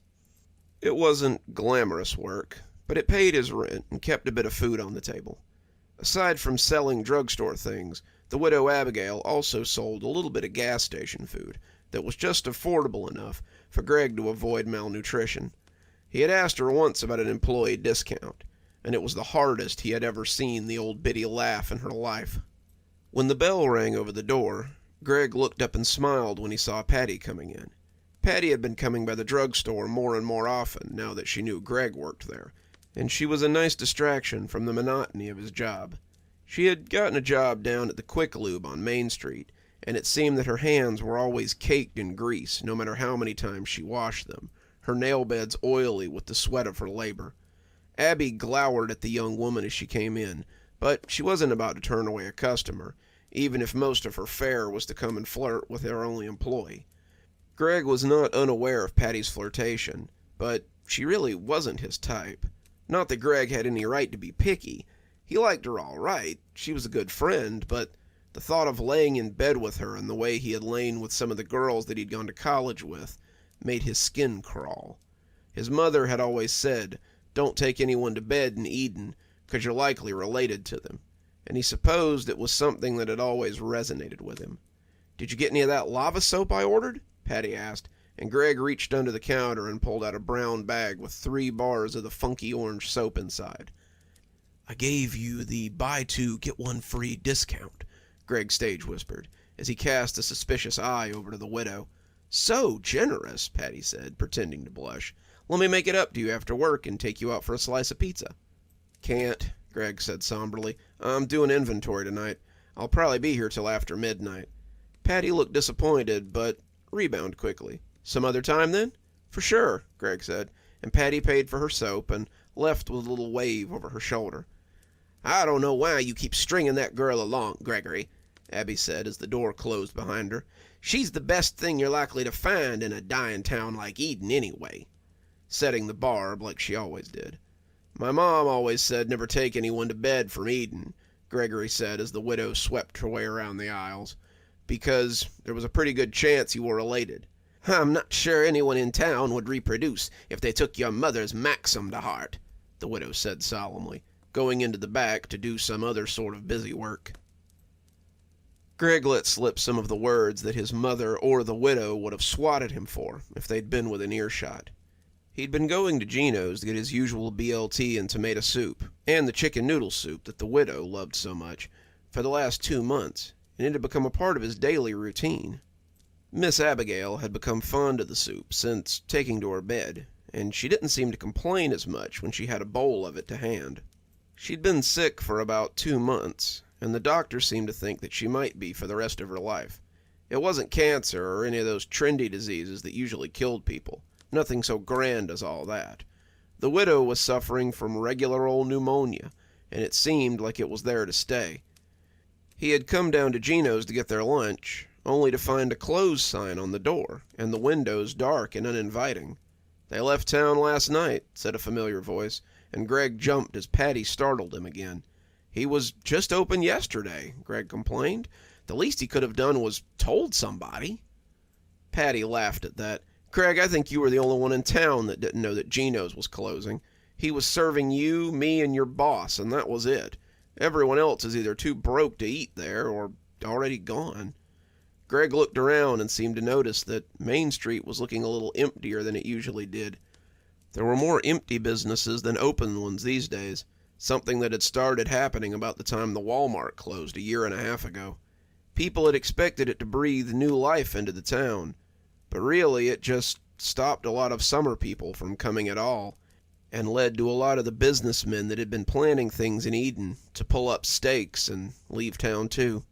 Greg could see people milling about as they went between shops, but they were like heat illusions as they moved listlessly between the few open places and the restaurants. "How many people do you think are left in town?" he asked Patty on a whim. "I'd say less than 5,000. Daryl's talking about closing up the grease pit and moving it to Perkins with his mother." Greg was shocked. He's operated that garage ever since he came back from the Gulf War. Yeah, and most of the guys who came to him to get their cars worked on or their oils changed were in the Gulf War with him, too. Most of them are dead, left town, or the government took their driver's license, and they can't drive anymore. "What will you do?" Greg asked suddenly, a little bit nervously. He was aware that Patty still had romantic intentions for him, and even though he didn't want to date her, he certainly didn't want to lose what was likely his only friend. "You think Abigail would hire me? I hear she's got a real slouch working for her right now." "Ha ha," Greg said sarcastically. "She might, but certainly not for anything you could pay your rent with. She hasn't been doing too well lately. I think..." He looked uneasily back at Gino's before finding the words to properly express what he was thinking. "I think she might be dying, Patty." "You could be so lucky. They say she came over in the wagons when they first settled this place. The widow Abby is tougher than a boiled owl, and she'll probably outlive all of us." As Greg looked at the empty diner, he certainly hoped so. But in Eden, it often felt like you could shit in one hand and hope in the other, and see which one filled up quicker. "Gregory," the widow said as Greg blundered by on his way to the drugstore, "come in for a minute. We need to talk." Greg sighed as he turned to walk into her bedroom. This sounded like a "hey, I'm firing you" speech waiting to happen. Greg didn't understand how she could. He was her only employee. He basically operated the store by himself. If she fired him, there was no way she could get out of bed and man the shop by herself. She'd been living with the pneumonia for the last 5 months, and every day that dawned with Gregory hearing her watery cough was another day he knew he wouldn't have to call the coroner to come get her. As he pushed the door to her room open, he grabbed one of the masks from beside the door. He wasn't worried about catching anything from her, but what he might pass on to the frail old woman. The whole room smelled of sick, the sweaty aroma of a body too tired to take regular baths, the smell of old food that hadn't been removed, the stench from her bedpan that he would have to take with him when he left, and the wet smell of phlegm that she constantly hacked into a napkin. She breathed heavily, like someone whose lungs are full of lake water, and she smiled sardonically when she saw Greg.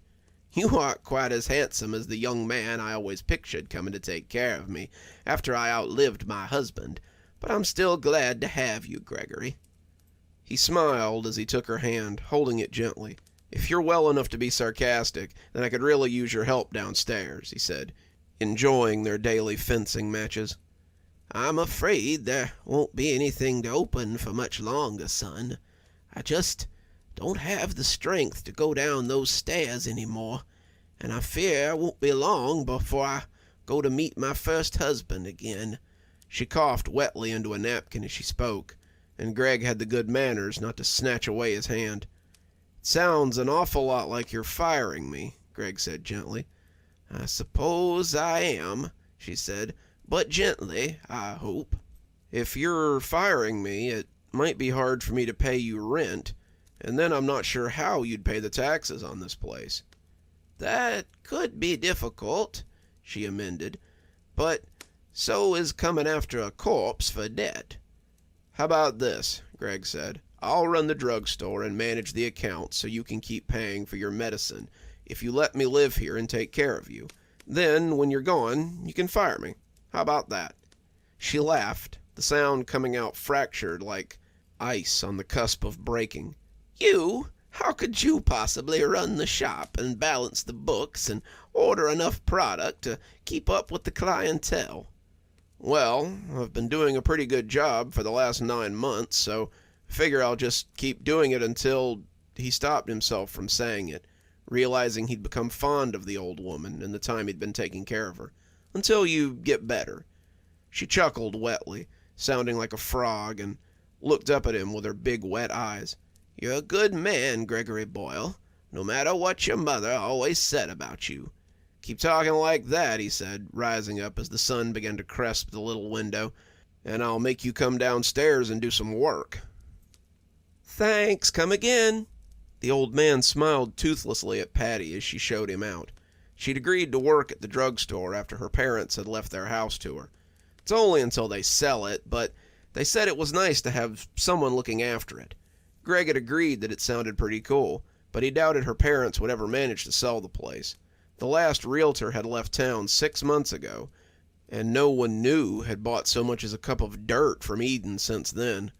There had been some excitement when a company had purchased the old paper mill, but they had all come in with their trucks and stripped what they could from the factory before leaving. As far as Gregory knew, they had never been back. "You're pretty good at being a checkout girl," Gregory said, grinning as Patty snorted at him. "It's not like it's hard. Most of this stuff sells itself." There was a loud cough from the stairs, and Gregory turned to see Abby making her way slowly down them. She'd been feeling stronger lately, and Gregory had often found her stuck halfway down the stairs. He came to help her, chiding her as she sucked in air soupily. "You're gonna kill yourself like that. You're a little stronger, but don't push it." "Nonsense," she rasped. "This girl needs proper training. With you to teach her, she'll develop all sorts of bad habits." "I've got it, Miss Abby. Patty's no slouch. She knows how to do customer service." "It was basically all I did in the automotive department of Walmart," Patty added. The widow scoffed. "That place wouldn't know customer service if it bit 'em." But she began to cough more as she elaborated, and Greg had to hold her up as it racked her body. "Come on, let's get you to the rocker out front. You can greet the customers as they come in and maybe get a little sun. I don't want them to think I've got the Halloween decorations out early." She started to protest, but the sun really had done wonders. The doctors had expected her to succumb to her illness months ago, but it was coming up on 2 years, and she was still puttering along. He wrapped her in a blanket and sat her in one of the rocking chairs that dotted the front area. She shivered amidst her layers, the slight breeze reminding Gregory that fall was almost here. He had just gotten her settled when an older woman in a thick shawl approached the shop. "Good morning, Miss Laurie. What brings you here today?" The old woman gave him a wave. "Just came to get the last of my prescriptions to take to Heavenly View. I'm moving at the end of the week, and they want a list for their physician." "I'll get it for you," Abby rasped, but Greg told her to sit as he went back inside to get the envelope. Losing Miss Laurie to the nursing home would be quite a blow to their business, but Greg had been expecting it. After her husband died, Miss Laurie became a shut-in. She only left the house to see her doctor or fill her prescription, and this was the first time they'd seen her in weeks. As Greg came back with the envelope, he caught the tail end of their conversation. "I'm sure they have room for you, Miss Abby. You could relax with the time you have left and not have to struggle so much. There are people there to help you, and I'm sure Gregory could watch your shop for you." "It sounds awfully nice," Abby said softly, "but I just don't think I can leave Gregory on his own. He depends so much on my wisdom." Miss Laurie took the envelope, wishing Abby and Gregory the best as she made her way home. The streets were a little less empty today, but the people taking in the sights were nothing but bored locals trying to kill some time.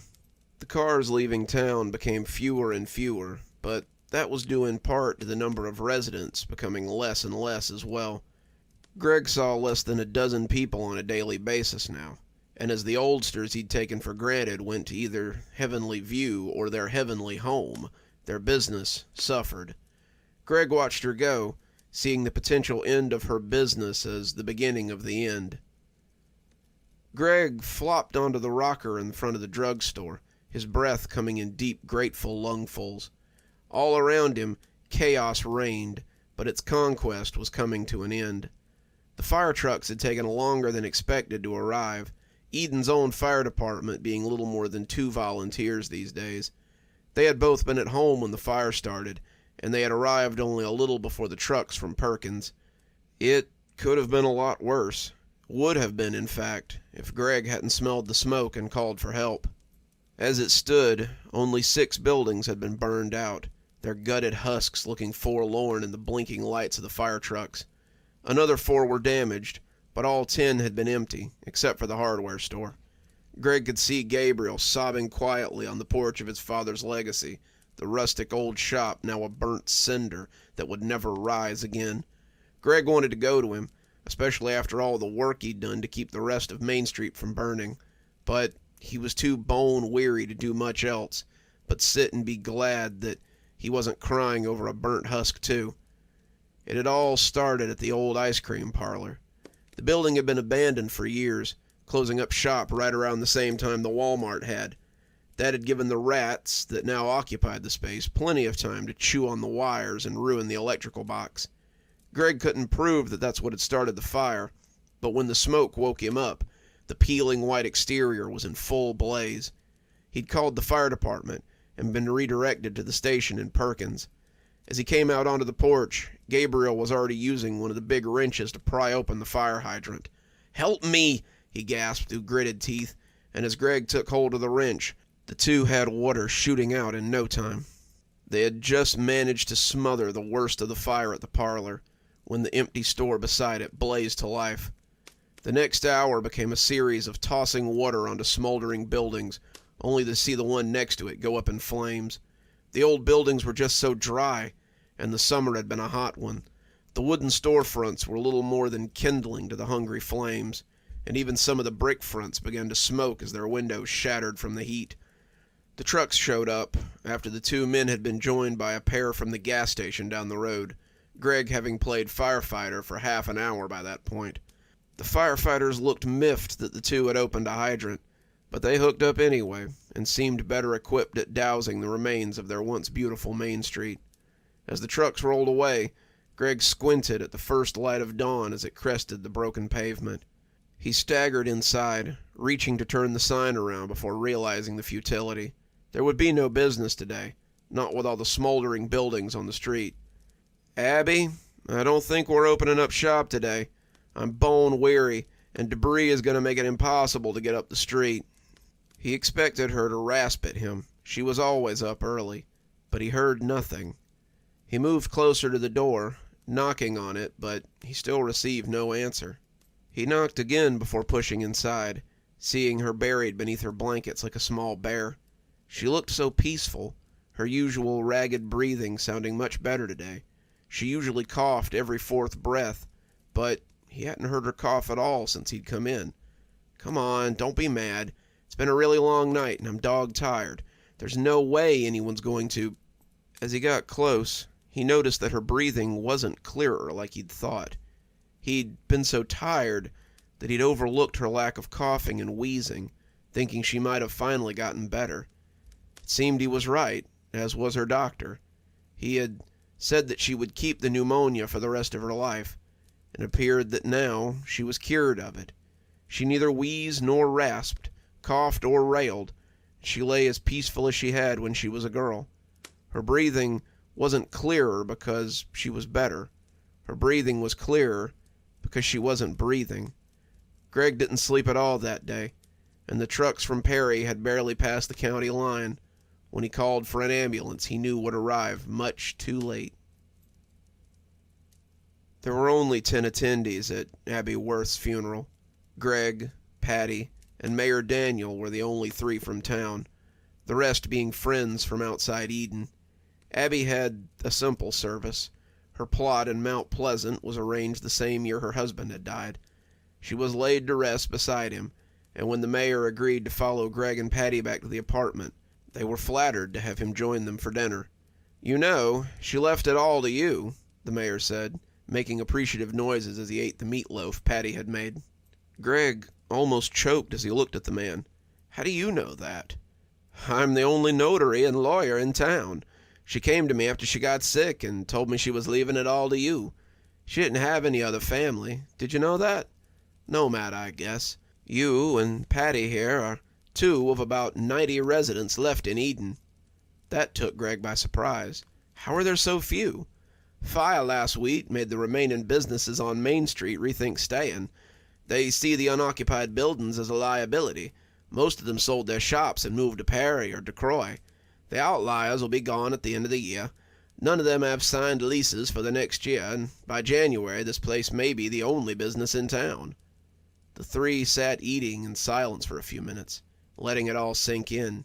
It seemed that Eden, too, was gasping out its last. "I figure the Jim brothers at Jim Petrol will sign up for another year, but I doubt I'll be here to see them close up shop next year. My term ends in May, and whether nepotism elects me mayor again or not, I'm leaving for Montana. My mother's properties sat empty for too many years, and I think I might be ready to retire to the mountains." He excused himself after that, thanking Patty for the meatloaf as he left the two of them in the little apartment. The two ate in silence, their grief palpable as they quietly mourned a woman they had both grown close to. "Did I tell you?" Patty finally said, looking up from her laborious task of herding her green beans into a corner. "Someone finally bought Mom and Dad's old house." "Oh?"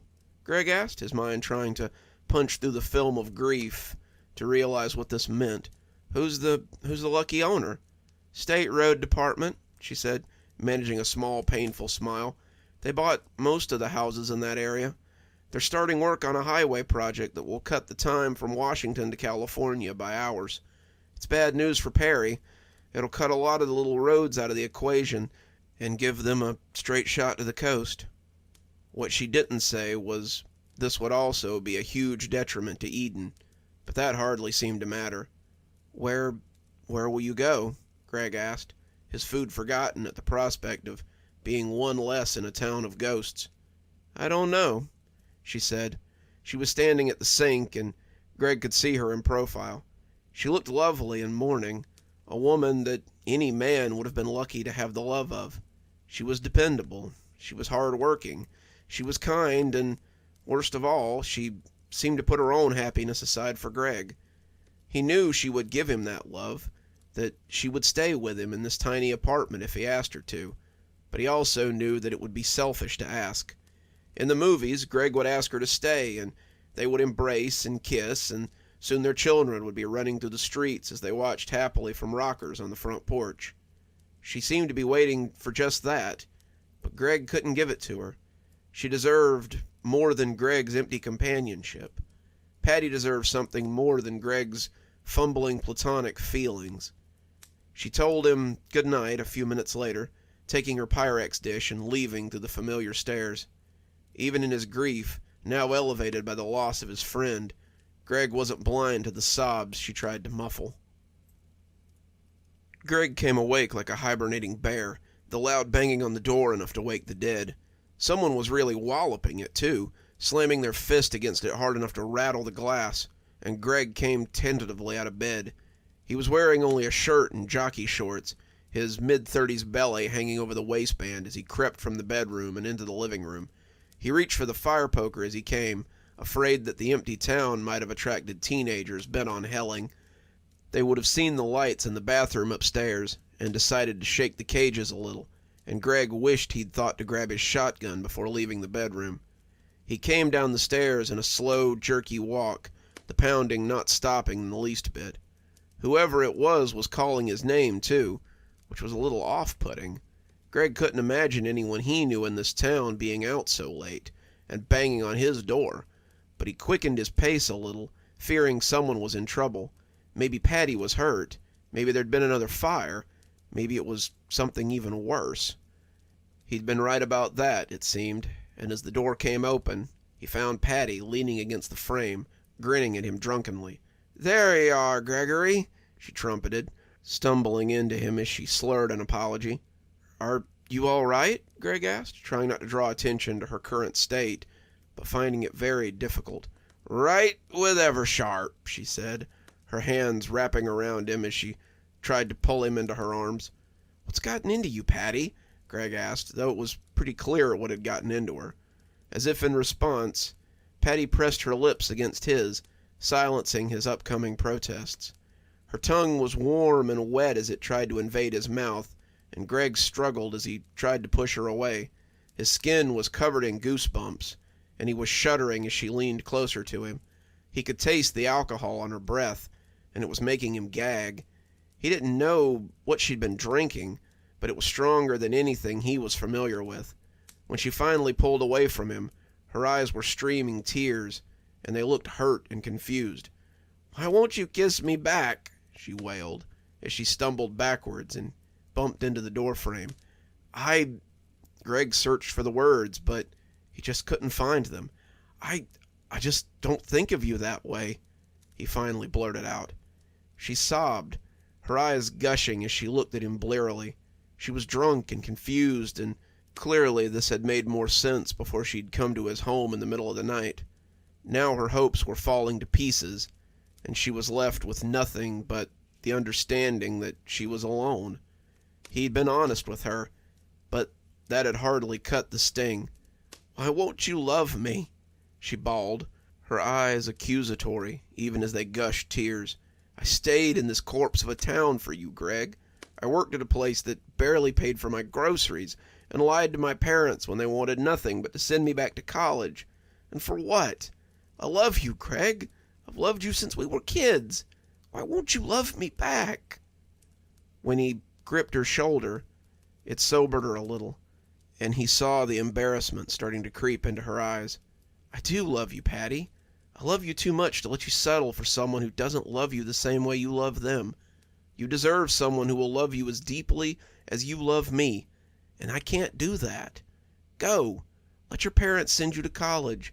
Live the life you deserve. Find someone who will care for you the way you care for me."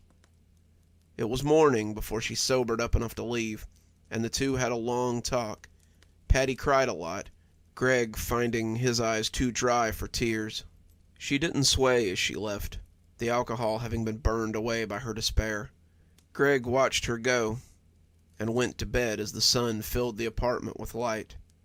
Tomorrow would be Sunday, the only day Abby let them close the store. He'd take tomorrow to mourn, and then open the store on Monday. It seemed appropriate somehow to take a day for himself before getting back to the only thing he was good at. Greg sat on the front porch of Abby's drugs, the snow coming down as it coated the cracked and pitted streets of Eden. It had been 20 years since the widow Abby Worth had passed, and he was still living in Eden, if you could call it living. His hair was now the silver of falling snow, his eyes not as good as they had been, and his legs shook a little when he walked. That didn't stop him from tending the garden that he'd begun growing on 5th Street, or the other on 6th Street, that had borne corn every year since Patty had left. He had a letter from her somewhere upstairs, in the drawer where he kept his prized possessions. She had sent a few others, a wedding invitation, a birth announcement, and a few Christmas cards, but he hadn't received anything from her in 4 years. She would be old too now, and Greg wondered if she might have died. He coughed as he watched the snow, bending double into the rocker as he spat phlegm into it. It sounded as bad as the widow's had, and he didn't need a doctor to tell him that he was dying. It had started as a cough, just a dry thing that was better some days than others, but it had grown wet and rough, and now his breathing was soupy and worrisome. He supposed it would probably kill him, and he found that the idea didn't bother him all that much. He could feel the cold weight of the gold key he wore around his neck, and he smiled as he thought of the day Mayor Daniel had come to say goodbye. He had lasted longer in the town than he'd thought, outlasting the Jim brothers by a whole month. Their contract with Exxon had been canceled when they couldn't pay their gas bill, and without the gas, they had packed up shop and headed to parts unknown. By then, there had been about 60 people on the outskirts, and no one in the town proper. Days would go by between people sightings, but there were still a few who came to the drugstore.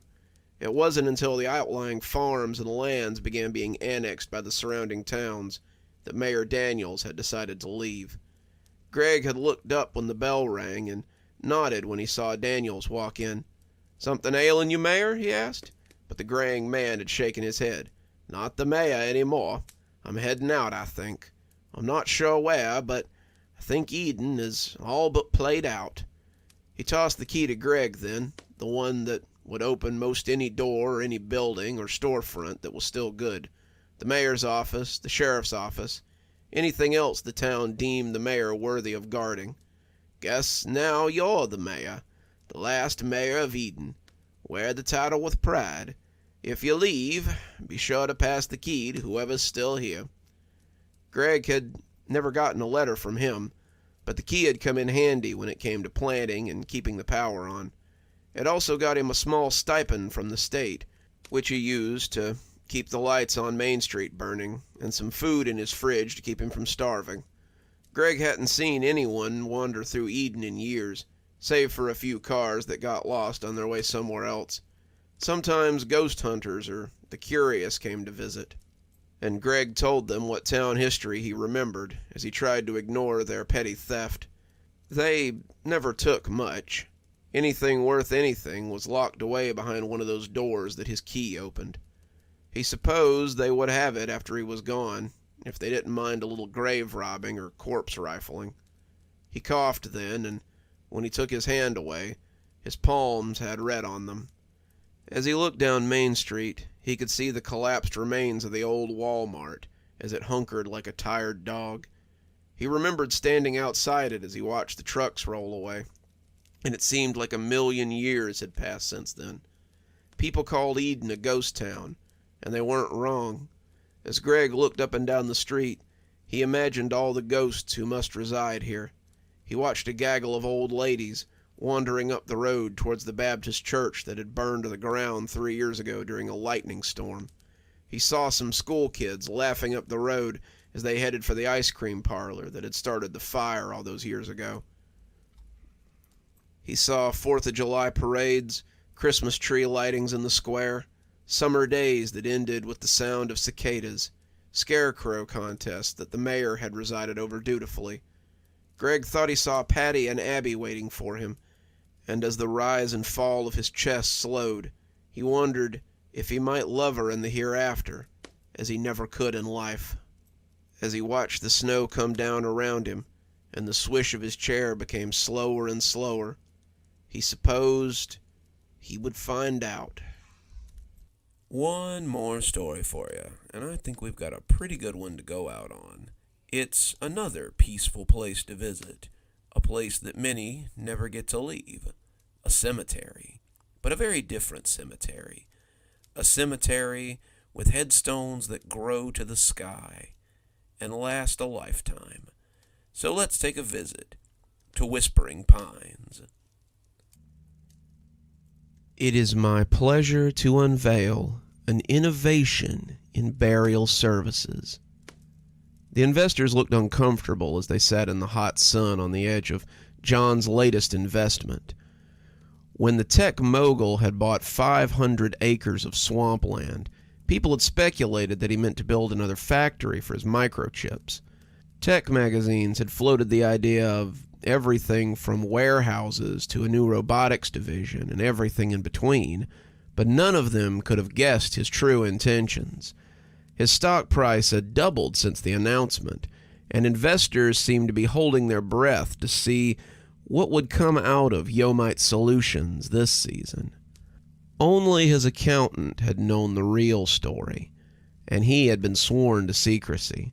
Not a word to anyone, John said, winking as his usual smile spread across his face. Wayne had snorted. John, no one would believe me if I told them. Now here they were, their eyebrows raised as he talked about not some new piece of tech, but an innovation in the burial of all things. Behind me stands 500 acres of new growth, trees ready to provide mankind with oxygen, and many helpful species of insects and wildlife will find a place to live here. Beneath them, however, are the first in a long line of subjects in our land renewal innovation. The bodies are infused with seeds. The seeds take root and use them for nourishment, and as such, become a sort of casket for the dead. He saw some of the squirming looks held by those gathered, and decided to squash them. Behind me stands what will one day be a new forest, a forest that will be untouchable thanks to the laws now in place. Think of it. Every cemetery a forest, every boneyard a park, every place of death a place of rebirth. This is the future, a future that bodes well for the earth and for the health of our planet.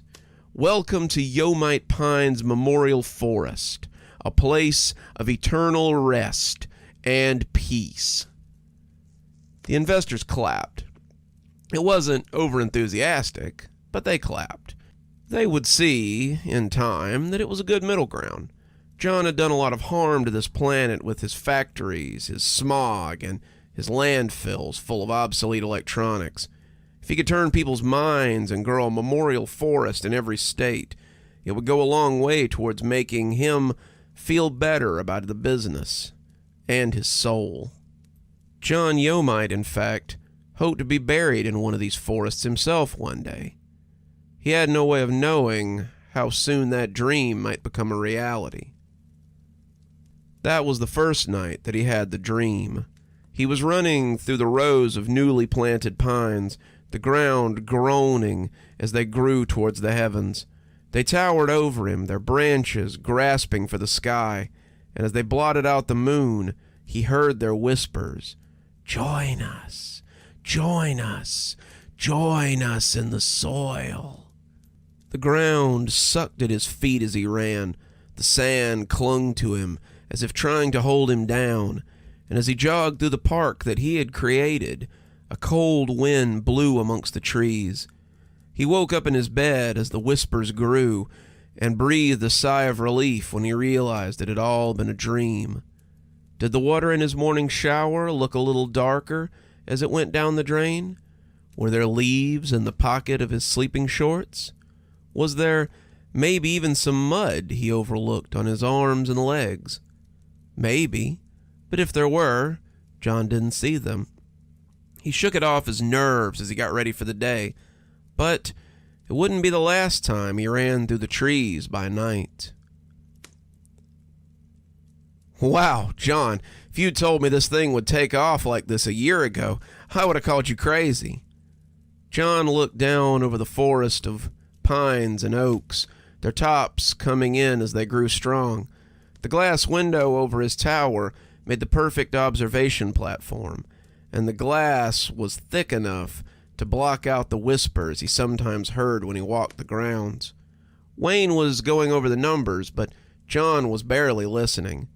"You did call me crazy," John said, looking down over his forest of trees.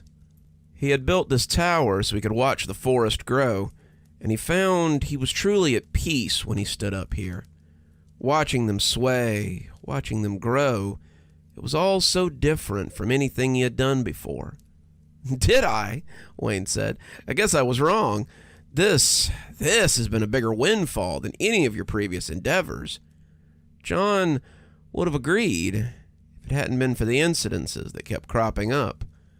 Who would have thought that people would pay so much to save the planet and to be one with the burgeoning forest? John asked. "Now, if we could just figure out why people keep going missing, we'd be set," Wayne retorted. He said it with a laugh, but John really didn't find it funny. If it had been one or two, John could have understood, but what kind of memorial garden loses double-digit guests in their first year? The large forest had become a popular tourist spot, and people had come to camp and walk and take in the natural beauty of the new-growth forest. The trees were only about half the size that they would grow to be, but they were still an impressive stature. They were the living embodiment of those who had nourished them. At least that's what the papers and some of the journals were saying. There were plans to grow more of them if participation was good, and so far it had been. People were interested in helping the environment and having a quiet and beautiful place for their relatives to visit them. And the list of people who had bought places in Yomite Pines would facilitate the buying of another 20 or 30 acres at least. It had all been looking so promising before people started going missing. At first, it wasn't anything to get excited about. A couple of campers never arrived back home. An older couple that never returned to their car after a visit. A man who never walked back out the front gate after walking in. These things were odd, but not unexplainable. People did all kinds of silly things, and this was no more than someone who simply decided to leave by another way, or had forgotten to check out, or perhaps decided to lose themselves on purpose and find a quiet place to die. The kid, however, was something else. Marcus Lorraine was 6 and had accompanied his parents into the little forest so he could visit his grandmother. They had walked amongst the trees, taken in the paths and little bridges and the shallow river that ran through it, but when they had turned to go, Miss Lorraine had noticed that her son was nowhere to be found. She swore he had been with them when they crossed the little bridge over the river. She swore he had been with them when they stopped to dip their toes into the water. She swore he had been with them when they stopped at the bathrooms. She also swore that she couldn't be certain after they had passed the picnic area and started heading back to their car. I don't remember much after the picnic area, if I'm being honest, she said, her dreamy voice at odds with her tearful demeanor of a moment before. I'd been walking along, listening to something, and for a moment it was almost like I was hearing my mom talk to me. I know how that sounds, but I'm telling you that I could almost hear her voice. Her husband had said something similar, though not quite the same. He could swear he heard people whispering just out of sight, like they were sitting in the woods and discussing important matters. He described it like the scene in The Hobbit, where the dwarves keep interrupting the elves' party. He could hear them, but he knew that if he went to investigate, they would all just melt away and reappear somewhere else. Regardless, neither of them could say when little Marcus had left their side, but he was gone now, and they wanted him found. John stayed with the parents while the forest was searched. He had set up a little command center near the visitor center and was directing volunteers from there. Mr. Lorraine had gone out to help them at the start, but by sunset, he was back at the tent and sitting with his wife. The two were holding each other, both praying quietly as they waited for their son to return. They were upset, but John had yet to see them cry. They were afraid, but they didn't look overly fearful.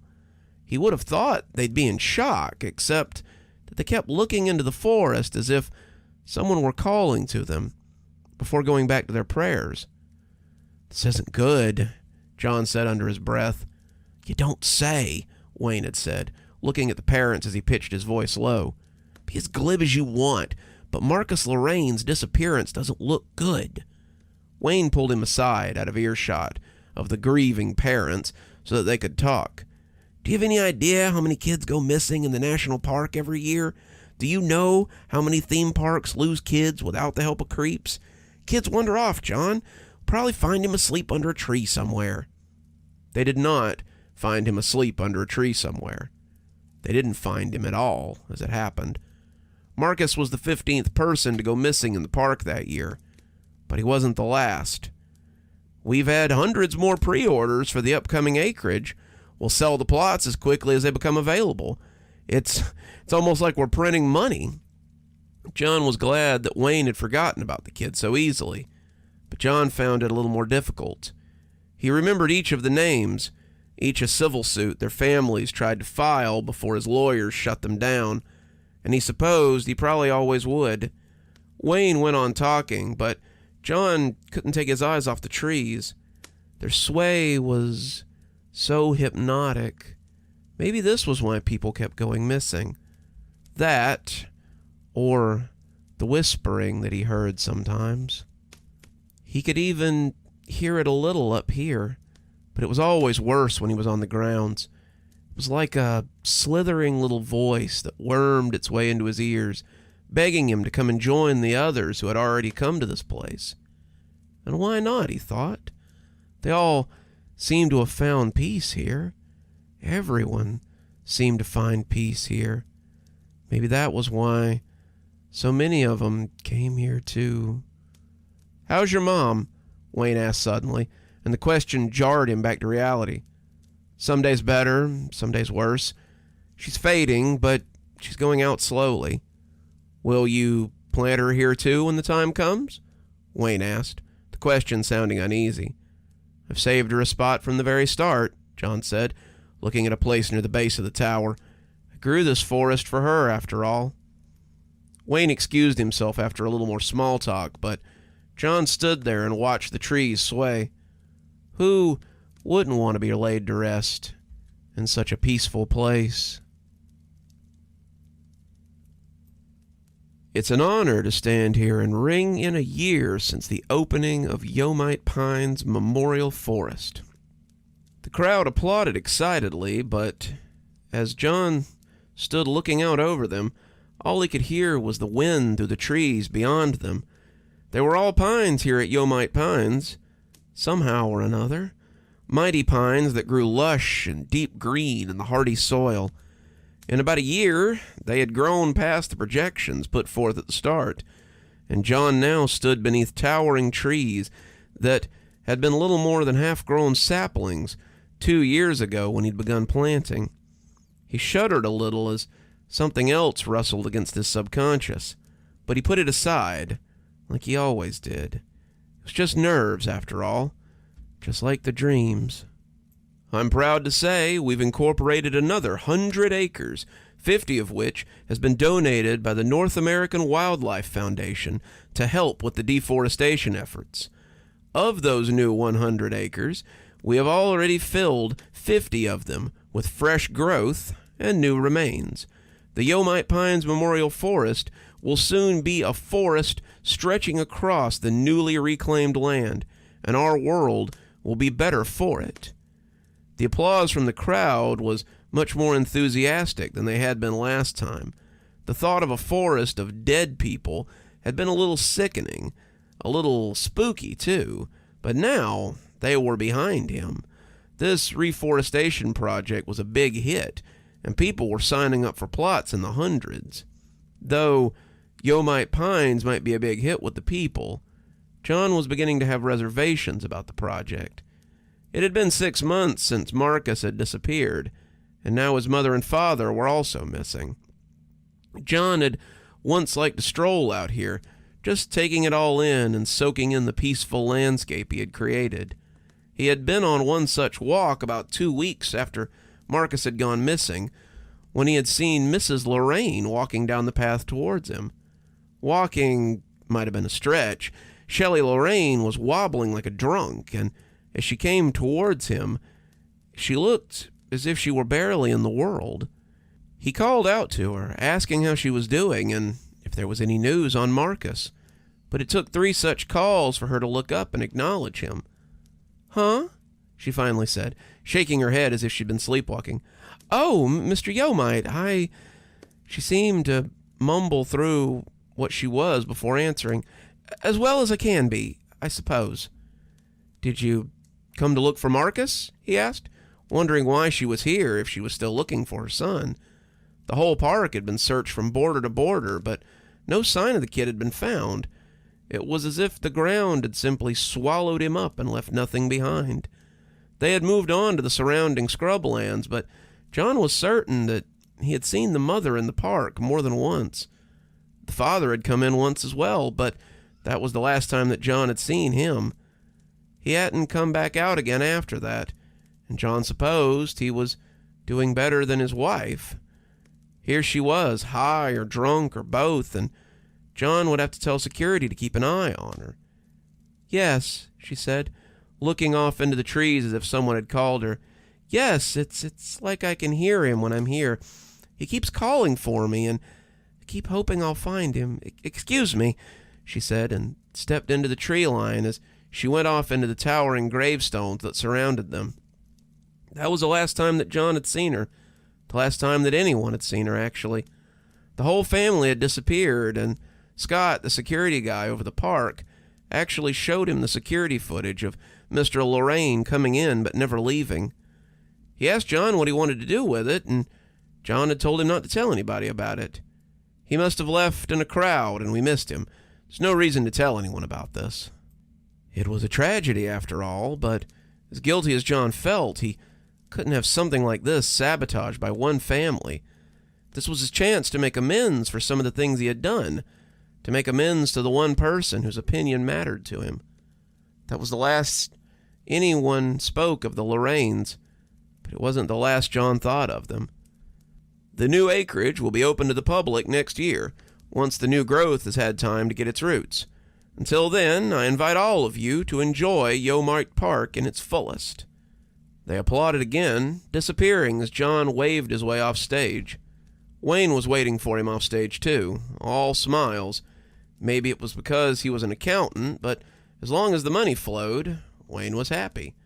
"Great speech," he said, walking beside John as the two made their way towards the tower. John watched as many of the people seated there took up walking through the park, looking in awe at the trees that had been grown from human compost. "We shouldn't be letting people just walk around the park anymore," John said suddenly. "It's too dangerous." Wayne looked confused, but as John finished, he grinned like a shot fox. "How else do you intend to pay for park services and expansion?" he said, smiling woodenly. Maybe it shouldn't be expanded. It shouldn't be open to the public either. No one picnics in a graveyard. No one goes bird-watching at the cemetery. The longer we let them walk the paths of Yo-Mart Pines, the more of them will go missing. We're up to 20 this year, and it's probably more like twice that number. Something's happening here. You're too money-hungry to see it," John said, now real emotion in his voice. Wayne looked like he wanted to say something cutting, but he contented himself with a lame, says the billionaire tech mogul. John rounded on him. "This has nothing to do with money, nothing to do with fame or glory either. I've spent years killing this planet with my selfish ventures, and now it's time to give back. The planet deserves a chance to heal, and I intend to give it that. Yo-Mart Pines will sweep as far as I can push it, an untouchable beauty that will heal the world. But there's no reason that people should be free to wander here." The door to his car was open, and he climbed in as he gave Wayne one final withering look. "I want to close the grounds by the start of next month. I don't care what it costs. Make it happen." Wayne watched him go, and he sighed as he watched him get smaller in the rearview mirror. John felt more at ease as he drove off. The incessant whispering was finally cut off, and that was good because it was getting to be more than he could take. Every time he came out to the pines, it got worse, but John still found himself drawn to the place. John dreamed about it most every night, and sometimes he woke up with dirty feet or muddy shoes at the foot of his bed. John didn't live too far from the park, but it was still 5 miles or more. Was he walking there in the middle of the night? Surely he wasn't driving, but what other option could there be? In his dreams, he walked amongst the trees, hearing the voices on the wind. In his dreams, he saw people walking amongst those trees, people who were as thin as fruit skins. They wanted him to join them, to come and be a part of them, and John found it harder and harder to ignore their call the longer it went on. He knew that one day he'd have to go to them, but until then, he still had work to do. This was a gift to his mother, after all, the woman who had been so disappointed with his actions, but had never stopped loving him. This was a final gift to her before she left the world forever. This was the last thing that he could do to make amends. The valet parked his car as he pulled up to the hospital, and as he rode the elevator up to the 7th floor, he wondered what state he would find her in today. She'd been getting weaker as the cancer ate at her, and it seemed unfair that it should be something like that would take his mother from the world. She, who had marched against deforestation, who had gone to sit-ins for cleaner oceans and for endangered species, the woman who had loved the earth with all that she had, was going to be taken from it by something as mundane as cancer. His mother was going to be eaten alive by something that none of his money could do anything about, and John hated that more than anything. He came in to find her napping, but she opened her eyes as he took her hand and smiled at him. "How are you feeling today, Mom?" he asked, trying not to cry, but knowing that his eyes were leaking. "Like I'm dying," she said, smiling despite herself. "Just not fast enough for the cancer's liking. We added another 100 acres to the park today. The ceremony was great. I wish you could have been there." "Me too," she said, her eyes drooping. She was so tired these days, so easily tapped out. Mom, am I doing the right thing here? I know this is helping the environment, helping the world, but is it the right thing? His mother smiled, her face sad but content. I can't tell you that, dear. We all have to decide what's right and wrong for ourselves. I only want to do what would make you proud of me, what would make you proud to have me as a son. John was crying, really having a good boo-hoo, but he didn't care who saw it as he pressed his face against her shoulder. Well, she said, laughing hoarsely, then I'm glad my pain could be useful for something. He just sat there with her, the two of them enjoying the other's company. John had saved her a place for after she was gone, a place where she could be at peace within the earth. Her final good deed for the planet she loved so much. She would grow within the heart of the park, likely the largest tree in the park when she was done. She would rise above all the others, dwarfing all the pines as she rose for the sky. Till then, however, he would mourn her, one day at a time. He was running, the soil mashing between his toes as he went. The trees rose up around him, their voices high and beautiful. They called to him as he ran, asking why he was fleeing from them. They could bring him peace, too. They could make him complete within the soil. The moon was a ghostly sickle over top of him, and as he ran over the muddy ground of the park, his park, he felt more and more lost. He had built this place, had designed the layout, and it was unthinkable that he should be unable to find his way. This was a dream anyway, he told himself. He was dreaming all this, no matter how much dirt he found on his sheets in the morning. These were all just nightmares, regardless of the filth he found at the bottom of his feet. Nothing here could hurt him, nothing could really get him, but that did little to hamper his fear as he ran. Come to us, John. Come find peace in the soil. His spine prickled. Had that been Miss Lorraine? He took turns at random, his feet feeling heavy the further he went into the park as it sucked at him. The ground was hungry, and now it wanted him to go along with the others it had taken. He didn't understand how it could still be hungry, but it ate greedily as he sank more and more of them into the soil. Now it wanted him too, and as his feet came onto the sidewalk, he breathed a sigh of relief. The ground couldn't get him on the sidewalk. At least he didn't think so. He seemed to come back to himself as that thought came to him, and he realized this may not be a dream.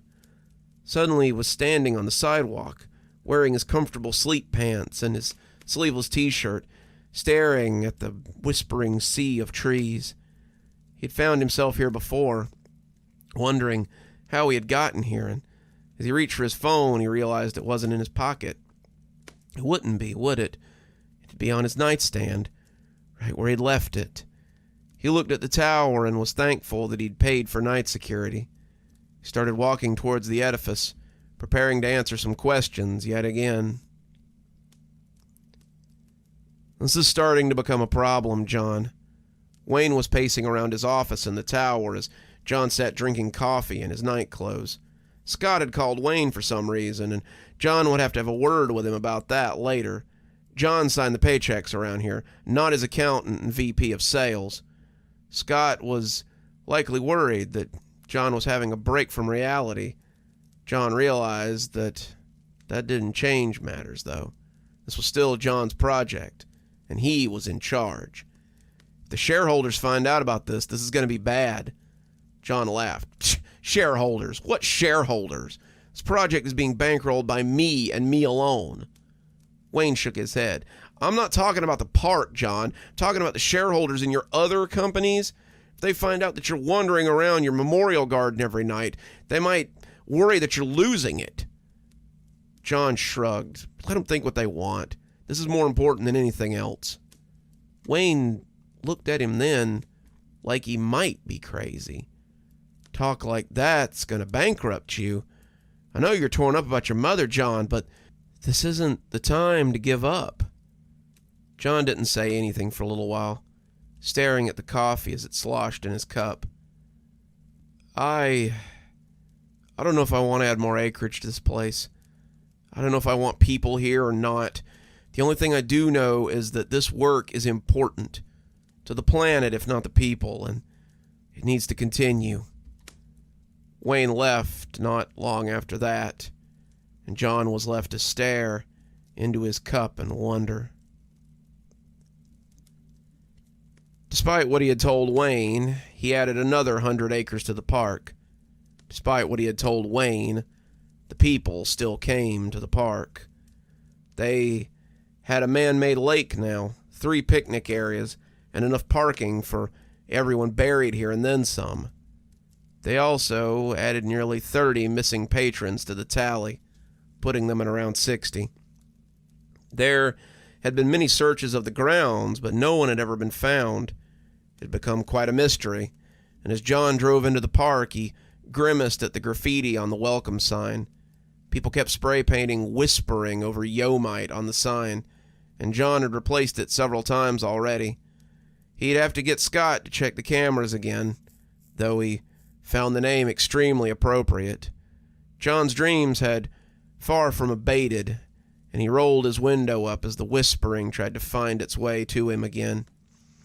They beseeched him to come to them, to join them, and John didn't know how long he could resist them. The dreams were drawing him out here nightly, and he'd started waking up in the park more often than not. It was becoming more and more apparent that he was simply walking here at night, and there didn't seem to be any way to stop that from happening. Lately, however, the calls had been in a voice that he couldn't refuse. He walked into the park, sliding in his AirPods as he came through the gate, and the whispering intensified. It really was a beautiful place. The pines had come in nicely, and they were growing tall and healthy. They stretched out from the gate now, a mighty forest that had risen from nothing, and he was proud of his work. He was haunted by that work too, but that didn't stop him from being proud of it. He had accomplished much in the 2 years since starting, but there was still so much work left to do. He stopped by one of the trees, the one near the base of the tower, and looked down at the new growth already poking its way through the soil. "Hey, Mom. Looking good," he whispered. She had passed about 3 months ago, not long after his conversation in her hospital room. She had been laid to rest in the park, his last gift to her, and the placard he had put up in front of her tree was the only real allocation for grave markers. Everyone else had a small number so their loved ones could find them, but his mother would only be important to him, and he knew that. She had been his last family, the only surviving piece, and now it was down to him to mourn her. When she had joined his dreams, adding her voice to the chorus, he didn't know how much longer he'd be able to hold out. Wayne was waiting for him when he got to the top of the tower, holding up the plans for the latest expansion. "We just got approval for another 100 acres. We should have it filled before June, and then the next 100 before this time next year, I guess. How much would it take to get another 1,000 acres? Wayne's eyes went a little wild. I mean, some of it would be available through government grants, but the cost would be steep. Make it happen. I don't care what it costs." Wayne looked at him oddly. "You feeling okay? You're not planning on doing anything drastic, are you?" He seemed to have noticed how close John was standing to the window. John couldn't exactly blame him for his concern. John had been feeling a little hinky, as his mom had been wont to say, and he wasn't sure what to do about it, or what he might do about it. "I'll get the papers drawn up," Wayne said, rolling up the survey charts. I talked with Scott about the sign, too. As usual, they can't find anything on the cameras to blame it on. Just kids out for a little helling, I guess. John nodded, but it was pretty clear that Wayne couldn't hear the whispers. He didn't get it. Probably never would. He was the perfect one to run something like this, though he would never understand the importance of it, or the horror. The nights John had spent out here had shown him where the missing people were going. had shown him his own fate as well. The whispering would get him one of these nights. It was only a matter of time. John was tired, but the terror made his legs move as the mud sucked at his every step. Maybe tonight was the night.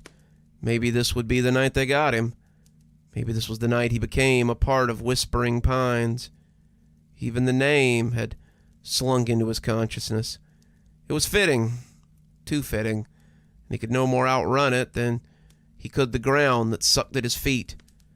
Suddenly the ground did a little more than pull, and John was up to his thighs in the hungry muck.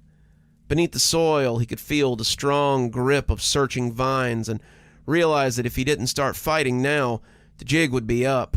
He yanked and tugged, his strong runner's legs feeling ineffective in the muck. He was losing ground, 1 step forward, 2 steps back, and when the paved path came into view, he waited like a drowning man. The roots gripped at him, dragging him back, but John pulled onward, working for the shore. Suddenly, the dirt was up to his hips, and he was wading through the fresh mud. He wasn't going to make it, he thought. The roots would get him, the ground would take him, and he'd be with the dead. One of his nails tore up painfully as he grasped the sidewalk, but he pulled himself up nonetheless. He limped a little as he walked towards the tower, one of his ankles having twisted a little as the root grabbed at him. John's steps weren't just heavy because of the ankle, though. John hadn't gotten a good night's sleep since he opened this damn place. He was exhausted, living off cat naps in his office, or the 4 or 5 hours he snatched a night. John was used to weird sleep schedules, and he had kept strange hours throughout college, but as he got older, it became harder to maintain. He didn't know how much longer he could last like this, and as he came to a familiar placard, he stopped in front of it. His mother's tree was larger than it had any right to be. Seemed larger than it had been this morning, in fact, and the concrete bit at his knees as he dropped down before it.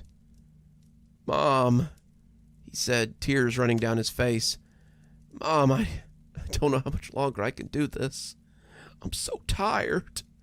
I want to rest. I want to..." When his mother's voice shuddered against him, like the caress of a bird's wing, he looked up and saw her. She was lovely, bedecked in leaves and green, the queen of summer in all her glory. When she reached down to touch his face, her hands felt like flowers against his skin. He closed his eyes as he leaned into her touch, her words like summer sun on his skin. "You've done your best, John. Come, rest with us." John nodded, pitching forward as the earth swallowed him up. He should have been terrified, but the embrace felt almost womb-like. It felt so natural, like coming home, and John breathed in a lungful of soil as the darkness enveloped him. "Welcome home," his mother said, and John felt at home. It's my tremendous pleasure to announce the expansion of Whispering Pines Memorial Forest. The park has become less of a memorial and more of a forest in its own right now, and I hope someday to see hundreds of forests like it, instead of useless granite slabs that do nothing but take up space. I know if my friend, John Yomite, or his mother, Tera Yomite, could see how this project had expanded, they would be very proud of the work we've achieved here. I've watched this garden grow into a mighty forest, and I couldn't be more proud to be a part of it. John watched as Wayne spoke to the crowd, telling them about the new backer who was interested in what they were doing here. John understood the words he said, things like the woman's name, Titania Thurston, the Green Society, and Kashmir Botanical Gardens, but they didn't mean anything to him. If someone was interested in his idea, that was good. If they let the forest rot, he supposed that was okay too. John was part of the Whispering Pines woods now, and he supposed that others would be too, very soon. Being a tree was probably the best thing he'd ever experienced, and he was eager to share it with others. Wayne still couldn't hear him, but he would, someday. Some of those in the crowd could clearly hear him, and they'd likely join him too, someday. John had time, after all. He certainly wasn't going anywhere. And just like that, our stories are at an end for another day. But don't worry, we'll be back again very soon with more cozy horror. Until then, this is Dr. Plague, wishing you a wonderful day and a spooky evening.